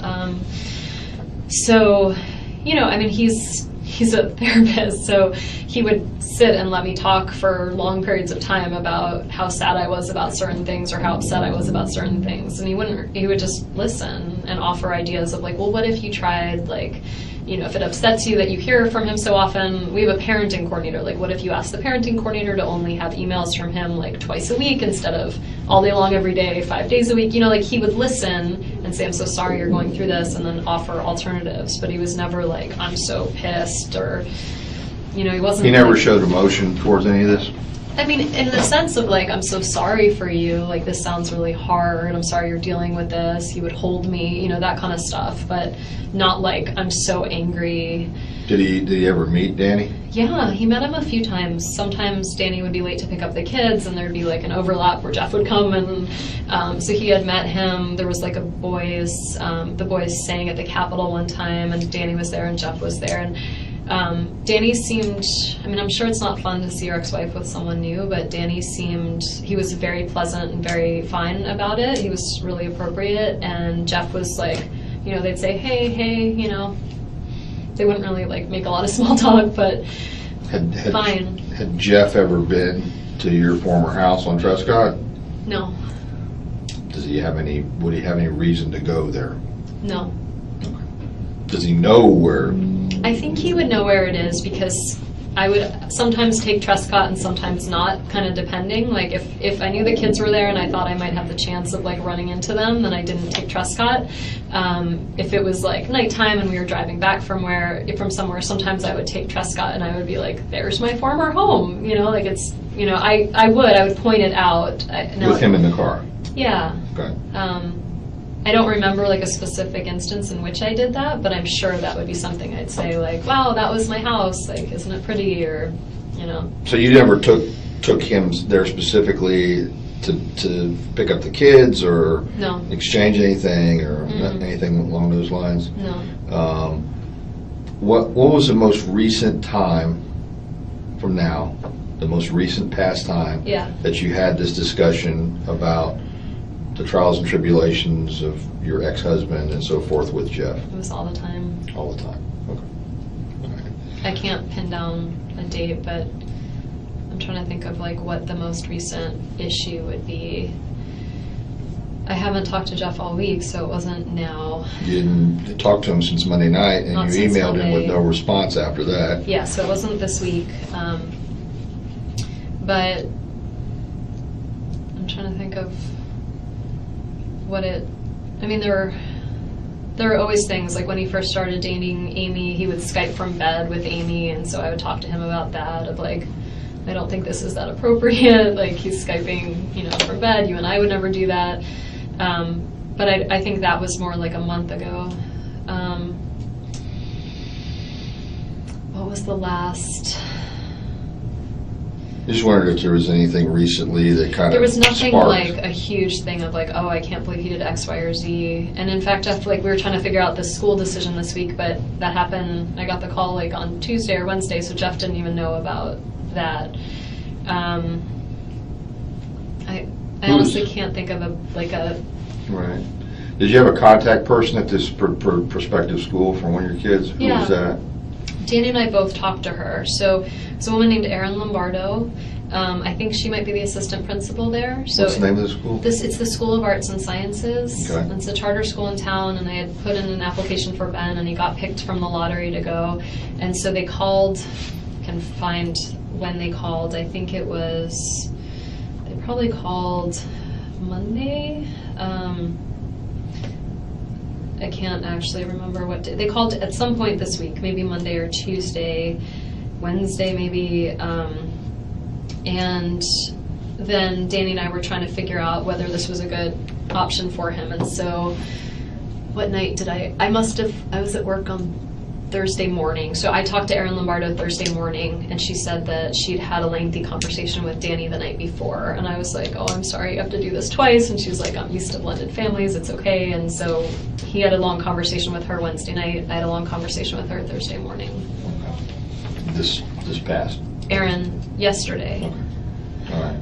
You did a note to yourself referring to something about, if you want to look it up on your phone, I was I was. I think I had to buy super glue.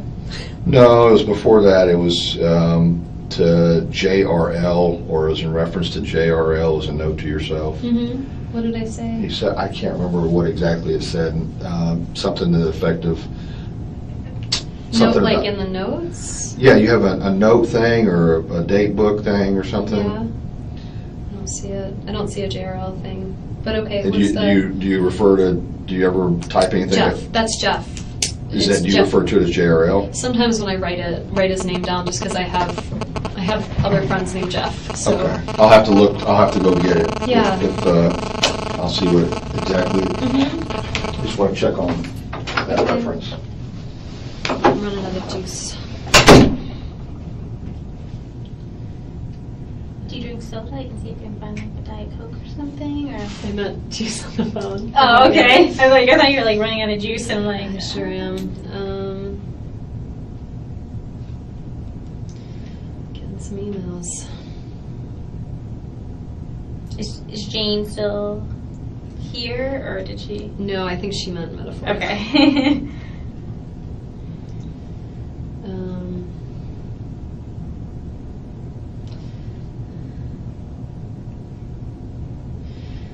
Oh my god. Well, my parents sounded really surprised, so it's at least a relief. I was trying to think of who would be angry enough to do something to him. My parents would be angry, but they're not capable of this. Thank God. I really couldn't handle that right now.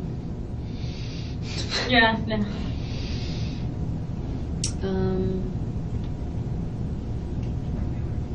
Can I ask Robin why Jimmy needs to talk to me, or just leave it alone? Leave it alone. I can't. I know. I hate to I just- advise on kind of those like legal situations. Oh, here. Hmm.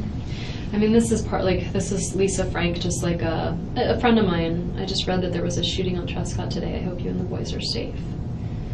It's weird though. It's like, I guess the reaction is they're worried like that Danny did something, right? Because otherwise they know Lisa knows I don't live on Trescott. So I don't know. Wait, Jane is on her way to TPD, but I don't need her here, right? Because I'm going to Ellen's. I think from my read when Joanna came in here, that someone was going to drive you and Joanna was going to drive your car last up to kind of, so that way your car would be somewhere safe. Okay. But maybe something has changed because things tend to change a lot. Okay. I'll just leave her here for the minute. And I think, She you lives know what, pretty your close. friends want to be here for you, and if things change, they're flexible, especially if she's a social worker. Yeah. Used to flexibility. Oh So. God, I have so many social workers in my life. Jeff sounds crazy when I talk about him like this. I don't think so. I really hope he didn't do this. Is there something that would make you feel like he would be capable of something? Because you said Who is capable of doing something like this? I don't know anyone that, like, I represent victims of trafficking, but, like, I don't know the traffickers. And, like, I don't spend time with them. And so in my mind, like, someone who's capable of, like, extinguishing a human life or, like, thinking someone else's life is less than theirs, like, I work with the victims who have been thought as less than human, but not with the people who think that's okay. You can look at the full one. It's kind of hard to see here because it printed sideways. Do you think there is insecurity that has nothing to do with But something? is this like a... It's a calendar thing, so it's telling you to talk to JRL. Oh, okay, yeah. So I have been talking to friends this week about like what to do about Jeff, whether to get back together with him. And yesterday I talked to my friend Joey, who had some ideas. And so I put that in my calendar for Monday because that'll have been a week since I've not talked to him. So Right. I put it in to remind myself, like, okay, now it's been a week, and of like to ask him these questions. Like, these are the things I was thinking about and things I want to talk to him about. And when you're referring to this, you're saying Daniel, not Danny. Daniel Sack. Right. That's who you're saying. His aggression or his jealousy, however you want to talk about, however you want to describe it, Yeah. is towards Daniel Sack. Because Jeff really felt like, yeah, no, it's all about Daniel Sack, because Jeff just felt like everything was fine now that Daniel has moved to Amherst, and I kind of felt like if you're going to be insecure, it's going to be someone else some other time, but it's not just Daniel, that it's like something going on. But this has never happened. This is for this This is coming my Monday. calendar for Monday I'm writing down things to talk to him about. Okay. Makes me sound like a total weirdo. No, that's fine. I just was curious because I saw What it is, Daniel, and I yeah. know you told me it's to you to. Well, because I Your dated him, ex-husband and is it's Danny. like, and he goes by Danny. Like anyone who's friends with him, nobody calls him Daniel. Okay. I mean, it's just his given name, but there's not a person on earth that calls him that knows him. So he goes by Dan or Danny, and his niece and nephew call him Bo. A lot of the family calls him Bo Okay. as a nickname. All right. But Daniel Sack is Daniel Sack. Okay. Yes. All right. When's the last time you talked to Daniel Sack? I talked to him this week. Okay. Um, Everything's fine with him? Yeah, he's living in Massachusetts. He's happy. Okay. We had a nice chat. Okay. I mean, he's my friend, and All right. yeah, Okay. We're going to get ready to leave here just a minute, great. and I think we determined I'm that, gonna go to my house. I'll Right. give you my computer. right, and passcode or whatever, Yeah. and then from there, you're going to go to the friend's house. I'll pack a bag and we'll go. Okay, so Joanne Joanna? is gonna come with us. Yep. I think my friend Jane is outside. She said she's parked outside TPD in case I need her, so we can tell her, I guess, that Jane? Jane that was here. McPherson? Yeah, Mm-hmm. that I don't need her, I guess. I mean, she can come with, but We just want to make sure you get someplace that you're comfortable, and you've already told me enough reasons that you feel like that maybe whoever did this, I don't want to go home. right. So we're going home just to get the Okay. clothing, the computer, and then we can get you on to the Okay. other, I can't remember their names now. Alan and Lynn. Right, They live really close to me. okay, You look like you've had a long day. I have. Okay, so we'll be getting ready to go in just a minute, okay? Okay, well, I don't have a lot of stuff to take with me. I know, Can I I know. throw out the tissues in the trash can? Yeah, but we're not there yet, I just wanted to. I'll get a trash can for you before you go, don't worry. Okay, because I'm making. It's okay. Um, Do you want me to go with you on any of this? you're really sweet. I'm okay. Okay. I mean, I'm not. I mean, I'm gonna call you I'm- to check. I'm I'm gonna call most you. definitely not okay. But I'm on call this weekend. Okay. I'm gonna give you my number. I'm gonna give you my cell phone, Okay. and I'm available. I Okay. know, I so just any- like I have friends, and I don't really that's need good. And to. you know, friends will know more than I. But you might have questions that come up. No, I mean, there's a lot that you can answer, and I'm sorry. I can't gonna- believe this is happening. And I'm sorry this is happening. God, everyone's sorry this is happening. You know, it's like my parents have more reason to dislike Danny than almost anyone else. He hurt their daughter, but listening to my mom just like cry and be horrified on the phone and be like, "Of course," she sounded like Well, it's horrible. And normal, good-hearted people don't wish nobody was. things like this to happen. You know, like you might say, like, I get frustrated. You might be like, I hate someone, but you don't ever. Saying stuff out of emotion isn't something you really want sometimes to happen. This is a very strange day. Using the word strange is very kind of you, because you could use a lot of other explicitives to probably describe today for yourself. And I want to write Renee just because if there's any way I could.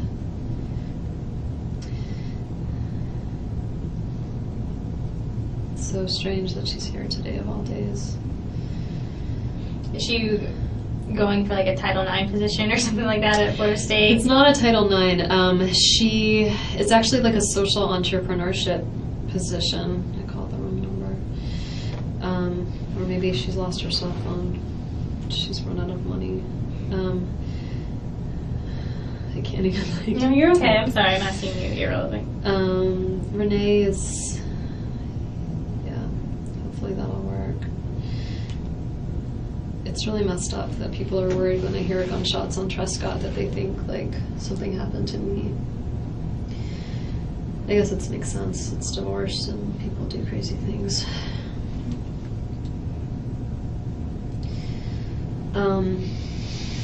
I really would like to get out of here. Very soon. I'm sure you would too. My job. And I'm on call this weekend, so. Yeah, it's a really hard job. It is, but, Yeah. you know, it's something I think's needed, and somehow I'm able to do it, and I don't know if it'll be my forever, but it's. I think it's probably got a lot of burnout. It'd be hard to do this forever. My stomach really hurts. Just those little things too to keep in mind when you're kind of going through the motions, because that's what you're probably going to be doing the next few days. Is to eat. When they're like, you need your work computer, And I'm like, drink. work. Take my computer. There's nothing on it you're gonna find that's gonna. Well, I don't know. Maybe there's something they'll find that's useful, but. Well, you know, they're used to thinking. A lot of times things will happen like burglaries, or they deal with suspects who aren't cooperative and don't, you know, they're like, give me my stuff back. And Yeah.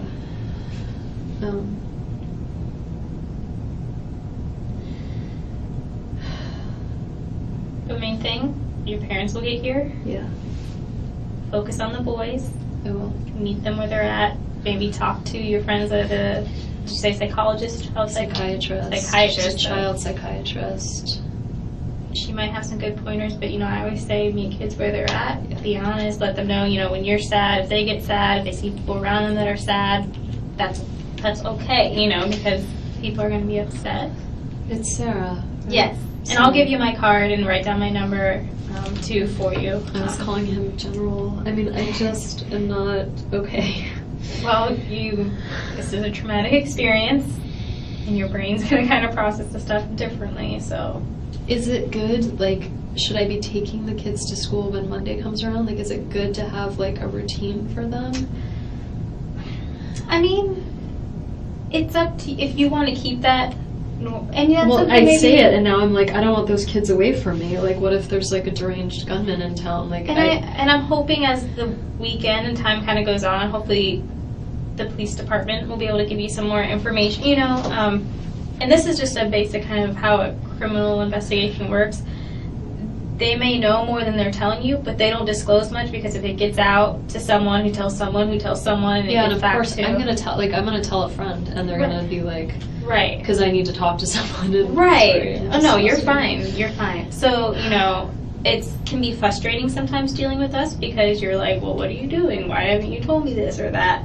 And it's kind of all to protect the integrity of the case. I know. So, I just, as he was driving me here, I'm like, oh my god. I'm like, I wonder if I could be like framed for something. Like if I didn't do something, but I'm still gonna end up in jail. I guess mean, that doesn't happen a lot. that's your attorney mind probably thinking, but you've been more than forthcoming with information, and you're doing everything you can to help. I can't imagine who would do this. I can't imagine that Jeff would do this. I see why he's a good suspect. And Jane thought of him right away, but I didn't. I don't know why that is. I wasn't trying to be protective of him. I even thought of my own family. Maybe you weren't really thinking of him at all right now in your brain? Mm-hmm. I feel like a fierce mama cat right now. Like I just want to get to my boys.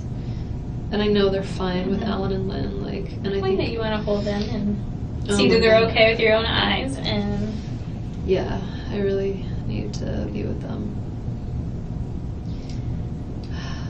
Will I tell him? I can't see it. I don't want to. Okay, so we think like Danny's not waking up. Like, is that? That's the Yeah, thing. Is that's like the I vi- don't want to tell my kids that their father is gone if Well- he's not. Like, I don't want to have that. do you think you can be around them tonight without maybe disclosing to them? I do. Then maybe it's something you could just wait till the morning till you know a little bit more Yeah. certainty. Is somebody going to tell me? Like, if he doesn't make it and it's like official, is someone going to? What? I mean, I'll know because they'll notify me, because then when incidents like this happen, they'll have to do an autopsy and things like that. So I can ask the investigator to let me know when they get, because they'll have to notify the They'll police figure this out, right? They'll figure out who did this. That will be their goal, and that they There figure it are- out. There are unsolved crimes, aren't there? I mean, there's always unsolved crimes, but I would say these guys that work here are really good. They're going to be working really hard, probably throughout tonight I into don't the seem to be weekend. worried about my safety. Why is that? I'm not saying they're like they don't care about me, but they don't seem to be worried about Probably me. because there's, from whatever they're looking at, there's not any indications as of yet, and I think they're taking the good precautionary measures to say. Don't stay at home. I just.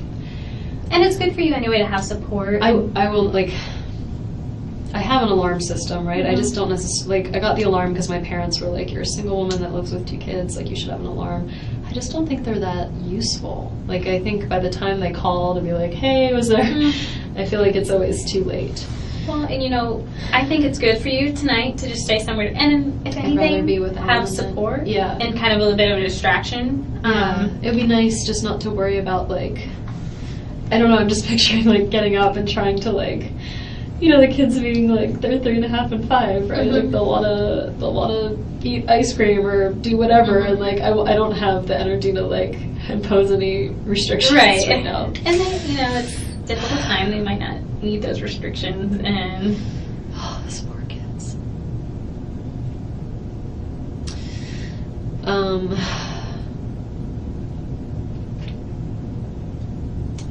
But I think, you know, if you think you'd be comfortable tonight just kind of waiting to see. I do. You think that makes sense? Like, not just because I am still not. Well, you know, because this is. I would say maybe yes, it would make a little bit of sense, and talk it over with your, you know, family and friends. But the thing is, because then if not, you're gonna have to tell them something along the lines that he's seriously hurt. You know, you can't see him, you know, and stuff like that. Exactly. And that might, and then you're gonna have to come back and be like, oh, well, actually, you know. What do you tell your children when their father was murdered? It's not like Daddy had cancer and he's sick and he's, you know, he's around for a long time. I don't think you tell them all that right away. And No. again, I'm not, you know, I don't work with children very often. But I would tell them, you know, just that, you know, he was really hurt and he had to either, you know, go to heaven, whatever kind of concept that they have on that. I said, like, I don't know how much they get this. But, like, he was fine. He was healthy. Mm-hmm. He was strong. It's not like he was sick and they saw him get sick. Like, well, and that's why you said he was hurt, you know, because, and I know they don't understand this, but think of this, he could have gotten in a traffic crash or something. I have questions, though, and I don't want to lie to them. And you don't. Like, I don't want to say he was hurt. How's he hurt? He felt like. Well, you could then say something like, some very bad person harmed your dad, you know. Do you think they're going to ask? I don't want to. I don't want to expose something, them to but like. Well, they're going to be so scared. Like, what if the very bad person comes and harms me, and then they're going to be orphans? Well, talk to, and again,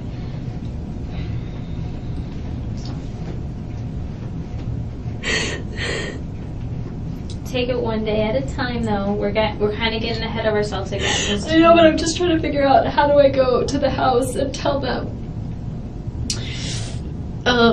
what's going on? You know, when you were talking to your parents, you were very composed given the situation. I'm usually a really good advocate for other people, just not for myself. So, yeah, I mean, I can, like, put on my big girl pants if I have to, but talking to my parents and talking to my kids. Well, and then when you do talk to them, you know, like, I always look, I could be there with you, but they don't know me. So I think that would freak them out more to have you there. Right, like, exactly. And why do we need her? So and they would ask you, like, who are you? Right, and then we'd be little friends, but still the same, you know, but have a support there for you. So if things get a little bit hard on you. Can I text Ritu and just my friend who's a child psychiatrist? And absolutely. Because I think. Yeah, and again, I'm not a psychiatrist and I don't work directly with children on a regular basis. Do you mind if I talk to her? Like, I'm sorry, I just keep feeling like I'm a suspect and I need to ask. No. And she'll probably call you after you send her this text, and I'm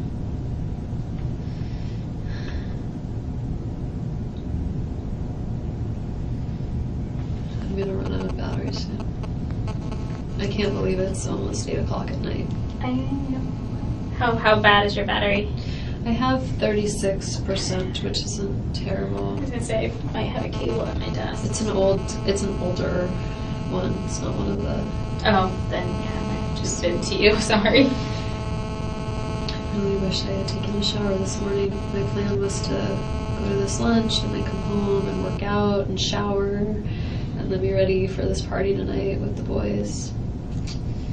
Plans are funny, all kinds of plans that will not be happening.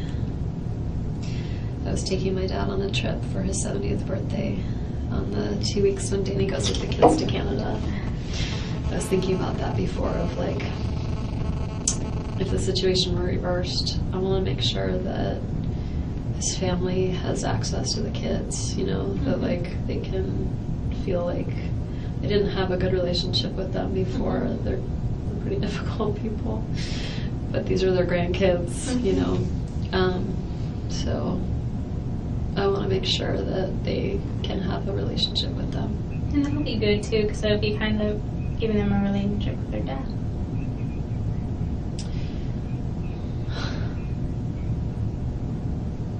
How did this happen?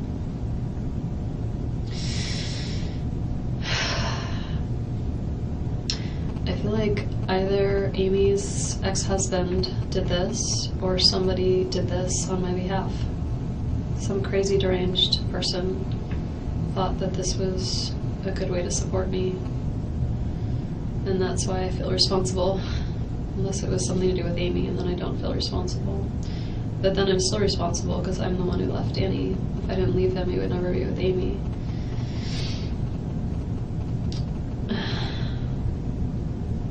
And now my kids don't have a father.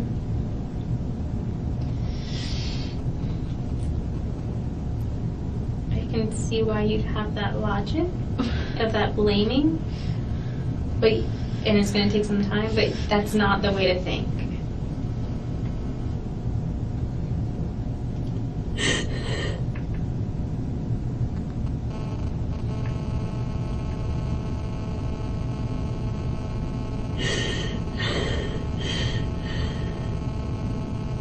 You did what was best for you and your kids. And you said it yourself, if anyone took this on their part, they were clearly not in their right mind. I feel like by complaining about how difficult he was, like, I inspired this lunacy. Okay. You went through a divorce. You're not the only person that complains about their soon-to-be ex-spouse. Divorces aren't really things that happen to people that are completely happy and together, and each person's going to talk to their person. Okay? You did what you needed to do for yourself. And just because you confided in friends and family and got the support that you needed doesn't give anyone in your friends or family the authorization or even to conclude that that was an okay thing to do, if it was even something like that. And you don't stay with someone for forever just in case something might happen. I do this, like, what if it's Jeff? Like, then I did this by asking for some time away from him. I made him crazy. But you haven't said anything that would indicate that you would think Jeff had anything against. I mean, he didn't like Danny because Danny hurt me, you know? Right. But what would make you think he'd go to this extreme? Nothing So- would make me think that. He's a therapist. He's a social worker. Yeah. So. He felt for me. He was sad for me when I was sad. He would help me reason out things and figure out how to, like... But even that, it's like, we have a parenting coordinator, and Danny didn't like our last parenting coordinator, so he fired her. And so we've been without one for a while, and like, it's just all been dragging on. But we had a meeting July 24th, so next week, with this potential parenting coordinator, and Jeff helped me. Like, I didn't ask him to, but he wrote this long email of, like, because I was like, yeah, the parenting coordinator asked if I have any issues, and I said I don't really, just like, it's just hard, you know, co-parenting, but I don't have any, like, things I'm mad at. And does the parenting coordinator, their role is to help you basically.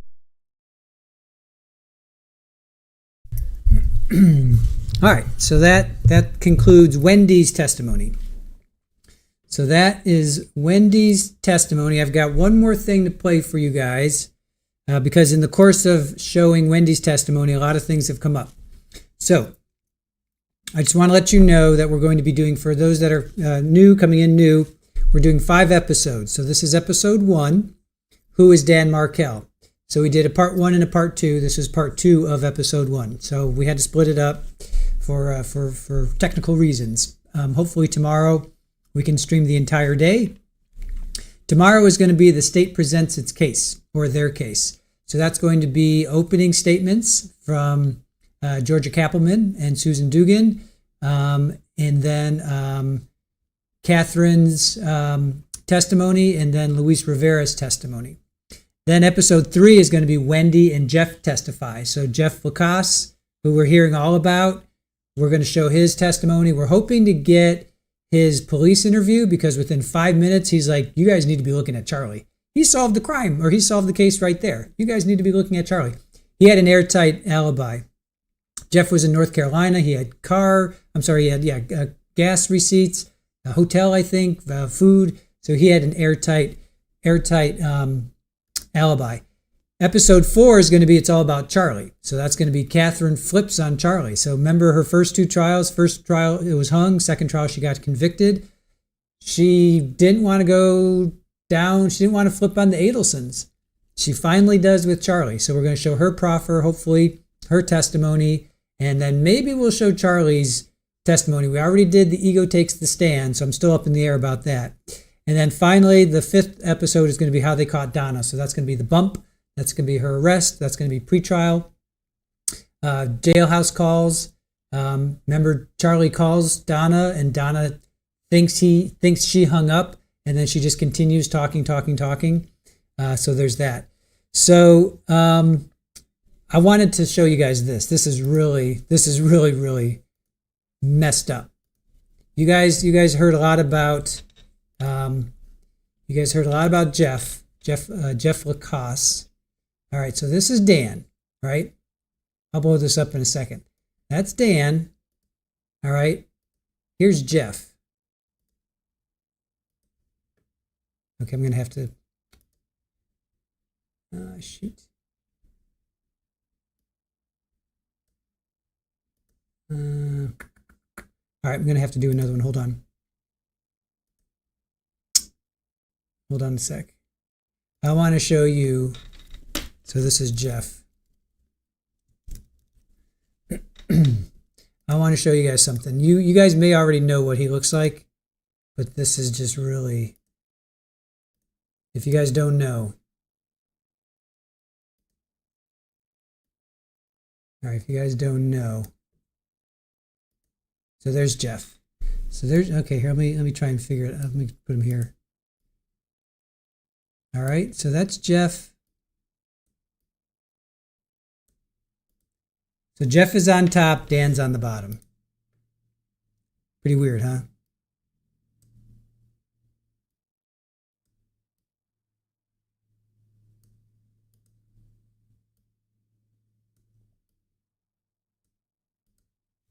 I mean, I know there's a type. I get that, people are attracted to a type. That's pretty eerie. And that's just one photo of Jeff. That's just one photo of Jeff. All right. They both taught at FSU. Granted, they taught different things. Jeff was he was a social, I forget what he was sociology, I think. I should know that. Hold on. Because I'm not focused on Jeff right now, but let me see. I can find out real quick. Hold on.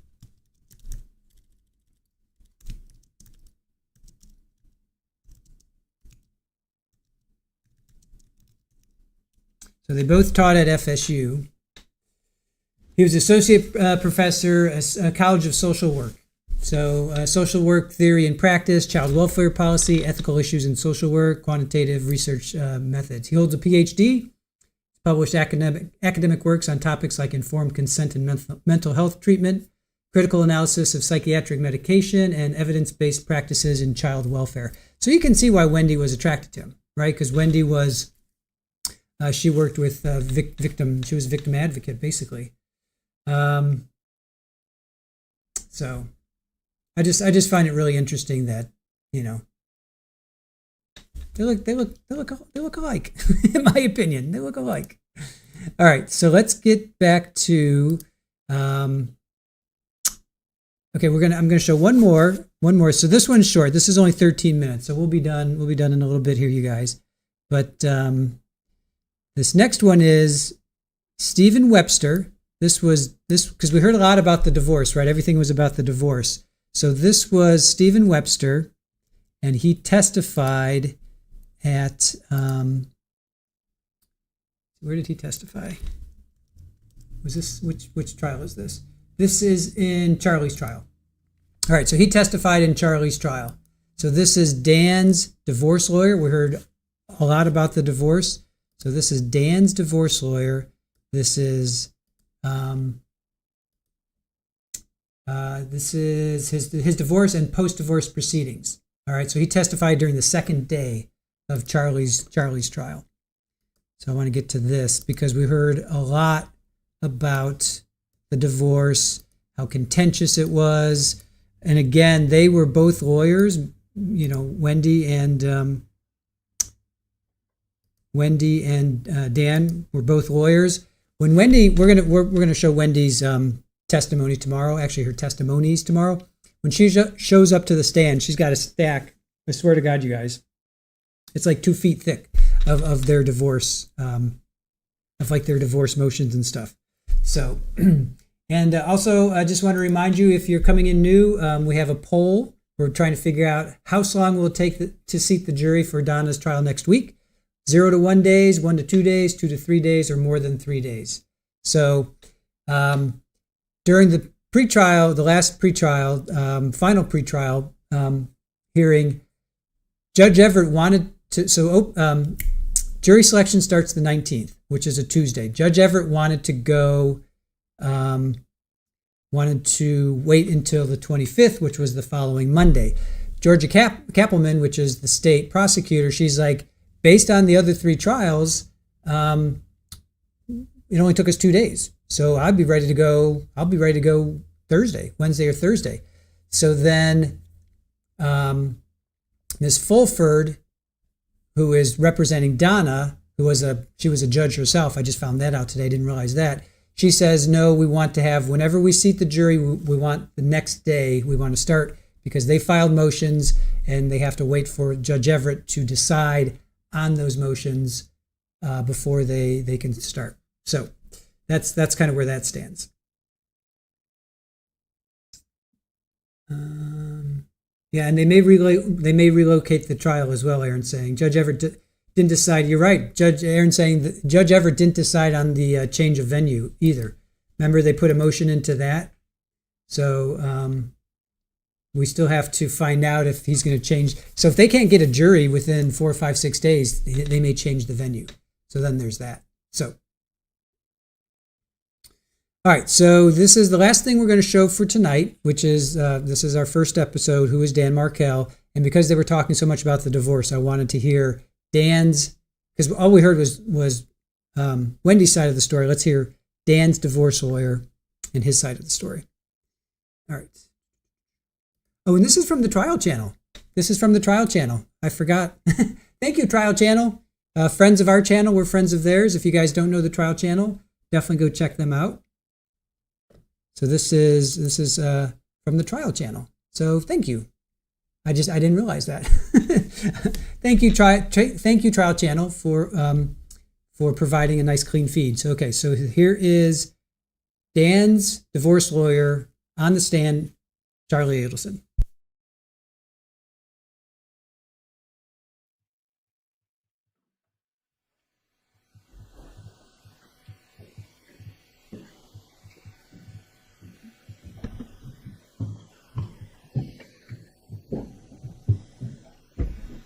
Please raise your right hand.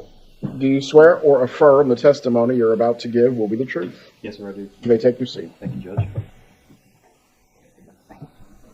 Please introduce yourself and spell your name. Good afternoon. My name is Stephen Webster, Stephen Webster. How are you employed? I'm an attorney. How long have you been a member of the Florida Bar? Since 2005. Did you represent Dan Markel? I did. During what time period did you represent him? I think it was May of 2014 and until he was murdered. And during the time that you were, well, let me ask you, before his murder, when was the last time you had spoken with him? I spoke to him that morning. Right. And what was the main goal of your representation of Mr. Markel? So, I had just started my firm, and, you know, like any small business, you're scared and you're hungry, and a friend of mine called me, Tor Friedman, and said, I have a client for you. And I was like, okay. And he said he's a law professor. And I was like, okay. And he said, it's a family law case. And I said, well, Tor, I don't do family law, and you know that. And he said, well, it doesn't matter. He's a law professor. He'll teach you everything you need to know. And I said, okay, well, that makes sense. So I agreed to meet with him. And the night before, I read all the papers, and they were voluminous. I printed them and actually read every word. And we'd already set up a meeting at Voodoo Coffee on Tennessee Street. And I really didn't think I was going to accept the case. I could just tell from the tenor of the papers that it was really, really contentious, and it just didn't feel like something I probably wanted to get involved in. But I wanted to meet him anyway. And so I met him, and I liked him. I liked him a lot.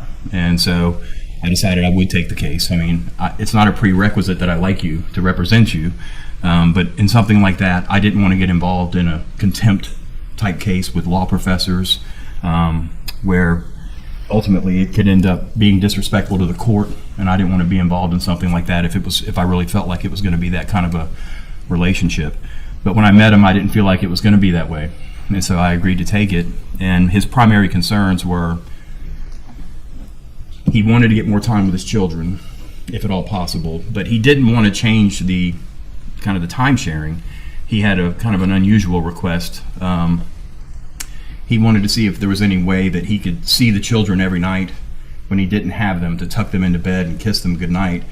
And he said, look, I'll only stay 5 minutes. I promise I won't bother anybody, and I'll leave. And I said, Dan, that's probably never going to happen. That's just probably not reasonable. And then he was really concerned about parental alienation, which at the time I wasn't really familiar with it. I didn't do family law, but I was familiar with it from the perspective of I learned about it in law school and stuff like that. But he was really concerned that the grandmother, Donna Adelson, was really trying to drive a wedge between him and the children. And he actually told me that he heard her refer to him as stupid on a Skype call. He couldn't see her in the Skype screen, but he heard her say something to the effect of "stupid's on the phone," and he was livid about it, and he was ready to basically kind of go to war over that. Did that sort of reference the filing that we're familiar with, where grandma says you're stupid, and he was seeking to have grandma enjoined from having unsupervised contact with the kids? Yeah, and I didn't have the opportunity to actually talk to him about that yet because he was killed, but it was my understanding that after that filing, he heard her. Actually, he heard her, because that's what he told me. He said, I heard her call me stupid, but she wasn't in the screen, but he knew her voice. And so he was very upset about that. And then the other thing that he was upset about, he wanted the Holocaust diamond back. So the property of his, family property that Wendi had. Yeah, and he wanted that back. All right, so what about money? Was he worried about money? No. Any chance that the case could have been resolved through $1 million payoff to Dan Markel from the Adelsons? In exchange for what? A relocation? No. We've heard some testimony that everything was going well between Dan Markel and Wendi in the few weeks leading up to his death. Do you have any knowledge of that? It's untrue. There's a reason he hired me. He didn't retain me because he needed a friend.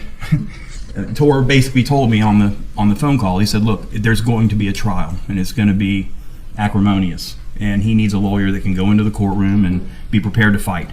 He said, that's why I think you could handle this case. And we were heading towards a trial. And he certainly I mean, he sent me an email the day before, talking about how he was irate because Wendi, unbeknownst to him, had actually enrolled or applied to have been enrolled at the School of Arts and Sciences. And she didn't even talk to Dan about it. So he found out the day before when he got called from the school saying that Ben had been accepted. And so he emailed me and said, I'm irate about this. He said, I don't think it's appropriate. Okay. So, no, I mean. So there were a bunch of issues still going on. Yes. It was hot at the time. Yes. All right. And there was some suggestion that Dan Markel was expected to lose all the filings that were currently pending at the time of his death, and Wendi was expected to prevail on everything. Do you agree with that assessment? You mean like with the contempt and all of that? Yeah. No, I mean, I would not have got involved if I thought he was going to lose on the contempt. My reputation travels with my clients too if they're doing things like that, right? I mean, if you're representing a client who is disrespecting the court, it's hard not to feel like that's bleeding off on you and you're disrespecting the court. And in Tallahassee, Florida, if you practice in this circuit, if I disrespect Judge Everett today, every judge in this circuit that matters to me is going to know about it before lunch tomorrow. And it's just, no. So, no, I would not have accepted. That's why I didn't think I was going to take the case when I read all that. And seeking contempt is kind of a big deal amongst lawyers, right? Yes. I mean, contempt is, it's a very ugly kind of prospect. And as a lawyer, that was one of my main concerns is, she was a lawyer. And I did feel like she should be held in contempt. She didn't disclose things on her financial affidavit, and Dan convinced me of that. But that was to be determined, right? But by a court. Yes, but in my mind, yes. That was the only reason I took it. Okay. And at the end of the day, you can lose your law license for that. I mean, I guess you would have to report that to the bar. I didn't research it, but the court would refer it to the bar. If the court found you were in contempt, the court would refer it to the bar, and you could lose your law license. So yeah, it's pretty serious, in that regard. We heard, I think, from both sides in opening that Mr. Markel was brilliant, but I'm not sure anyone that actually knows about that has told us. Do you have any knowledge of that? Yeah, I mean, it was why I decided to take the case. I liked him. He was actually funny. He had good humor about it. Even kind of as acrimonious as all of this was, the big picture stuff he didn't have any anger. He was angry about the calling him stupid. That made him angry. But I think in his mind, eventually a lot of this stuff would resolve and should resolve. He wasn't vindictive, or vengeful, and that was a big part of the reason why I was willing to get involved. I felt like he was kind of looking at it like a business deal still, with the exception of the stupid comment. So he was funny, and I mean, obviously smarter than I am, that's for sure. So, what are a lawyer's ethical obligations to a client in terms of the client knowing what is in the filings that are being filed on their behalf? Well, I mean, I think that depends. You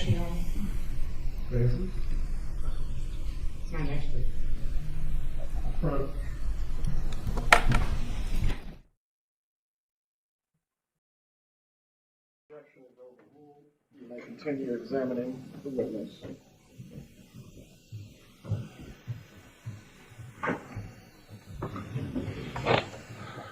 Are all attorneys in Florida governed by the rules of professional conduct? Yes, ma'am. Are you, as a 20-year lawyer, familiar with those rules? Yes, ma'am. All right, so what are those rules in reference to can a lawyer put things in a filing that the client doesn't know about or not?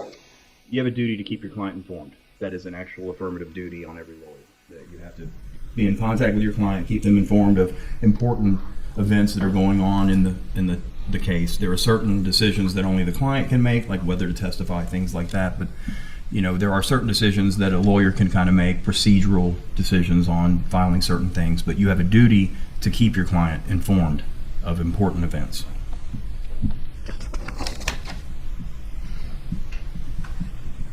If Dan Markel was planning to move or seeking to relocate himself at the time of his murder, would you have known about that? Yes. And was he planning to do that or trying to do that? Absolutely not. One moment, please, Your Honor.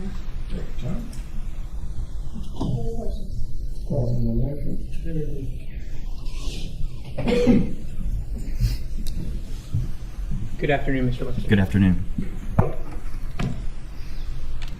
You started representing Professor Markel in, I think you said May 2014, around that time frame? Yes, sir, I believe so. By the way, at that point in time, what did you specialize in? What was your... Were you a divorce lawyer? No. Had you ever done a divorce case? I mean, I had done some, like I'd worked for other firms, and but for the most part, if I was going to take it, me personally, it would have to be no kids involved, and one of those situations where the assets were already agreed upon how they were going to be split up. I didn't want to get involved in fighting in cases where kids were going to get hurt. It's not how I wanted to use my law license. Excuse me, I'm sorry. I'm sorry for talking with you. What did you specialize in? I mean, as an attorney, I don't think I'm allowed to say I specialize in anything unless I'm board certified. So I'm not board certified in anything. What did you? What type of work did you do more of? At that point in my career, I'd primarily done a lot of criminal defense work. Okay. So you were a criminal defense lawyer who was going to do a divorce case? Yeah. I guess that's fair to say. Were you aware that Professor Markel's previous lawyer had quit? I saw in the filings that lawyers had withdrawn, and yeah. And you never went to court with Professor Markel, right? No, he got killed before I had my chance. You're aware that the court admonished Professor Markel in court earlier in the year, right? I don't know if I was familiar with that. I read the papers. If it was in the papers, I mean, look, it appeared to me that it was very acrimonious, and there were lengthy pleadings and filings, and it was one of the things I talked to Dan about. I said, you need a lawyer. You need to stop drafting voluminous pleadings, and we need to just get this on the rails and focus on what matters. Okay. Ms. Kappelman asked you about court filings and the ethics of lawyers. You recall her asking you that? Yes, sir. Sometimes you file things. You have to keep your clients informed, right? Mm-hmm. But sometimes you file things, and you're able to file things that you don't have to go over every word with your client, right? Yeah, that's fair. No further questions. Redirect examination. No questions, Your Honor. Mr. Webster, you may step down. Thank you, Your Honor. You can be released, Your Honor. Have a good day. Thanks, sir.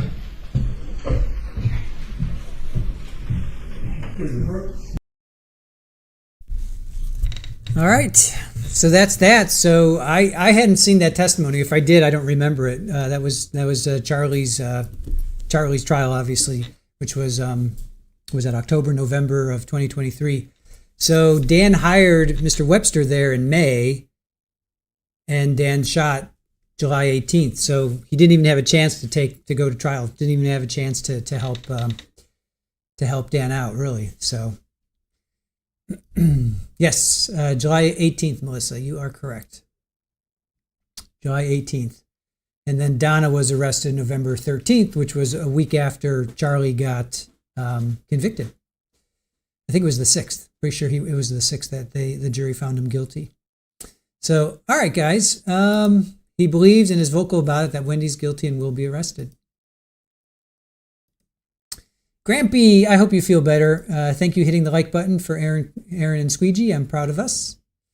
All right, guys, I'm going to end the voting here. How long will it take to seat the jury for Donna's trial next week? Let's see where we come in. Let's see, we got 91 of you voted. Where do we stand with 91 votes? 91 votes in. 1 to 2 days, 41%, 2 to 3 days, 38%, more than 3 days, 10%, 0 to 1 day, 8%. Yeah, I would be shocked if it's one day, but 8% of you thought that. I'm thinking 2 to 3. That's where I'm going to lean into 2 to 3. I think could take more than 3. I mean, this is now, people in Tallahassee have been hearing about this for 11 years, and 2 Catherine trials, 1 Charlie trial. That's 3 trials that they've had. It's yeah. We'll see. We'll see. We'll see how long it takes. All right. So tomorrow we're going to go on either at 11 or 12. Not quite sure yet. It's going to be a long day. 12. Yeah. It's going to be long. Yeah. It's going to be a long day. It's going to be a good 9-10 hour stream because. Okay. What's that? We should start. Yeah, we'll probably start at 11 tomorrow, you guys. So we're going to be Saturday streaming. So tomorrow is going to be the state presents their case, and we're going to do state openings for all the trials. So that's going to be Catherine, and I got to find Charlie's. I don't have Charlie's down here. All right, so we're going to do the state openings because I want to compare them. And this is going to be Georgia Kappelman, and then Susan Dugan does one. I think she does the second trial of Catherine. And then we're going to do Luis Rivera's testimony. Then we're going to do Catherine's testimony. And that's what we have so far. I think that's going to be enough. I think we're going to have, weekend stream. Set your notifications. Whoop, whoop, weekend stream. All right, guys. Love the Saturday stream. Yep. And then I'm going to pass out on Sunday. Then I'm going to need a break. Because Monday is going to be Ali Washington versus Isan Ali. That's on Monday. So we're going to take a little bit of a break. We think maybe from Donna. Maybe. We'll see. And then Tuesday is jury selections. We'll pick up on episode 3. I don't think they're going to see the jury Tuesday or Wednesday, I should say. So we'll have a chance to bring you at least episodes 3 and 4, and hopefully we can get to episode 5. All right. Let's see. What is widespread panic? I wish I knew whether Georgia is charging this case one at a time so that she can focus on each one separately, or she simply doesn't have sufficient evidence to charge Wendi. Probably methodically just going through it, Maybe they didn't have enough to charge Donna, and then they pulled the trigger because she's trying to flee. I don't know. Uh-oh. Looks like we're flaming out here. All right, might be a good time to say goodbye. We just pixelated. All right, guys. Sentencing. His sentencing is on Monday at noon. Sentencing Monday. Yep. Ali's sentencing is Monday. So at noon on Monday, 9 o'clock Washington time. So we're gonna cover that if it's available. We're hoping it's available. So we're gonna cover that. All right, you guys, have a great evening. We will see you tomorrow at 11 o'clock in the morning, 11 o'clock Eastern. Get a good night's sleep, and we will see you then. And as always, I leave you with little kittens before we go. So we got a cuddle going on there. We got all kinds of things going on there. Super Ball's over here. You can say hello? Hi. Yeah, hi. All right, so we got Mama, and are all of them there? Everybody's over there. All right. I can't get back. Another Christmas story reference. All right, you guys, have a good night. We will see you tomorrow, and that's it for now. See ya. Bye.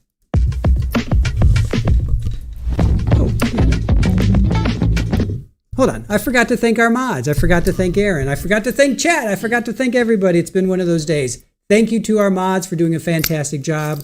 Really appreciate you all. Thank you to Aaron for working the back end stream. Thank you to Super Ball, who's right here. Oh, hi. Super Ball saying goodbye. Where's our girl? All right. Thank you, mods. Thank you, Aaron. Thank you to Chat. Thank you guys for joining us, and we will see you tomorrow. Bye.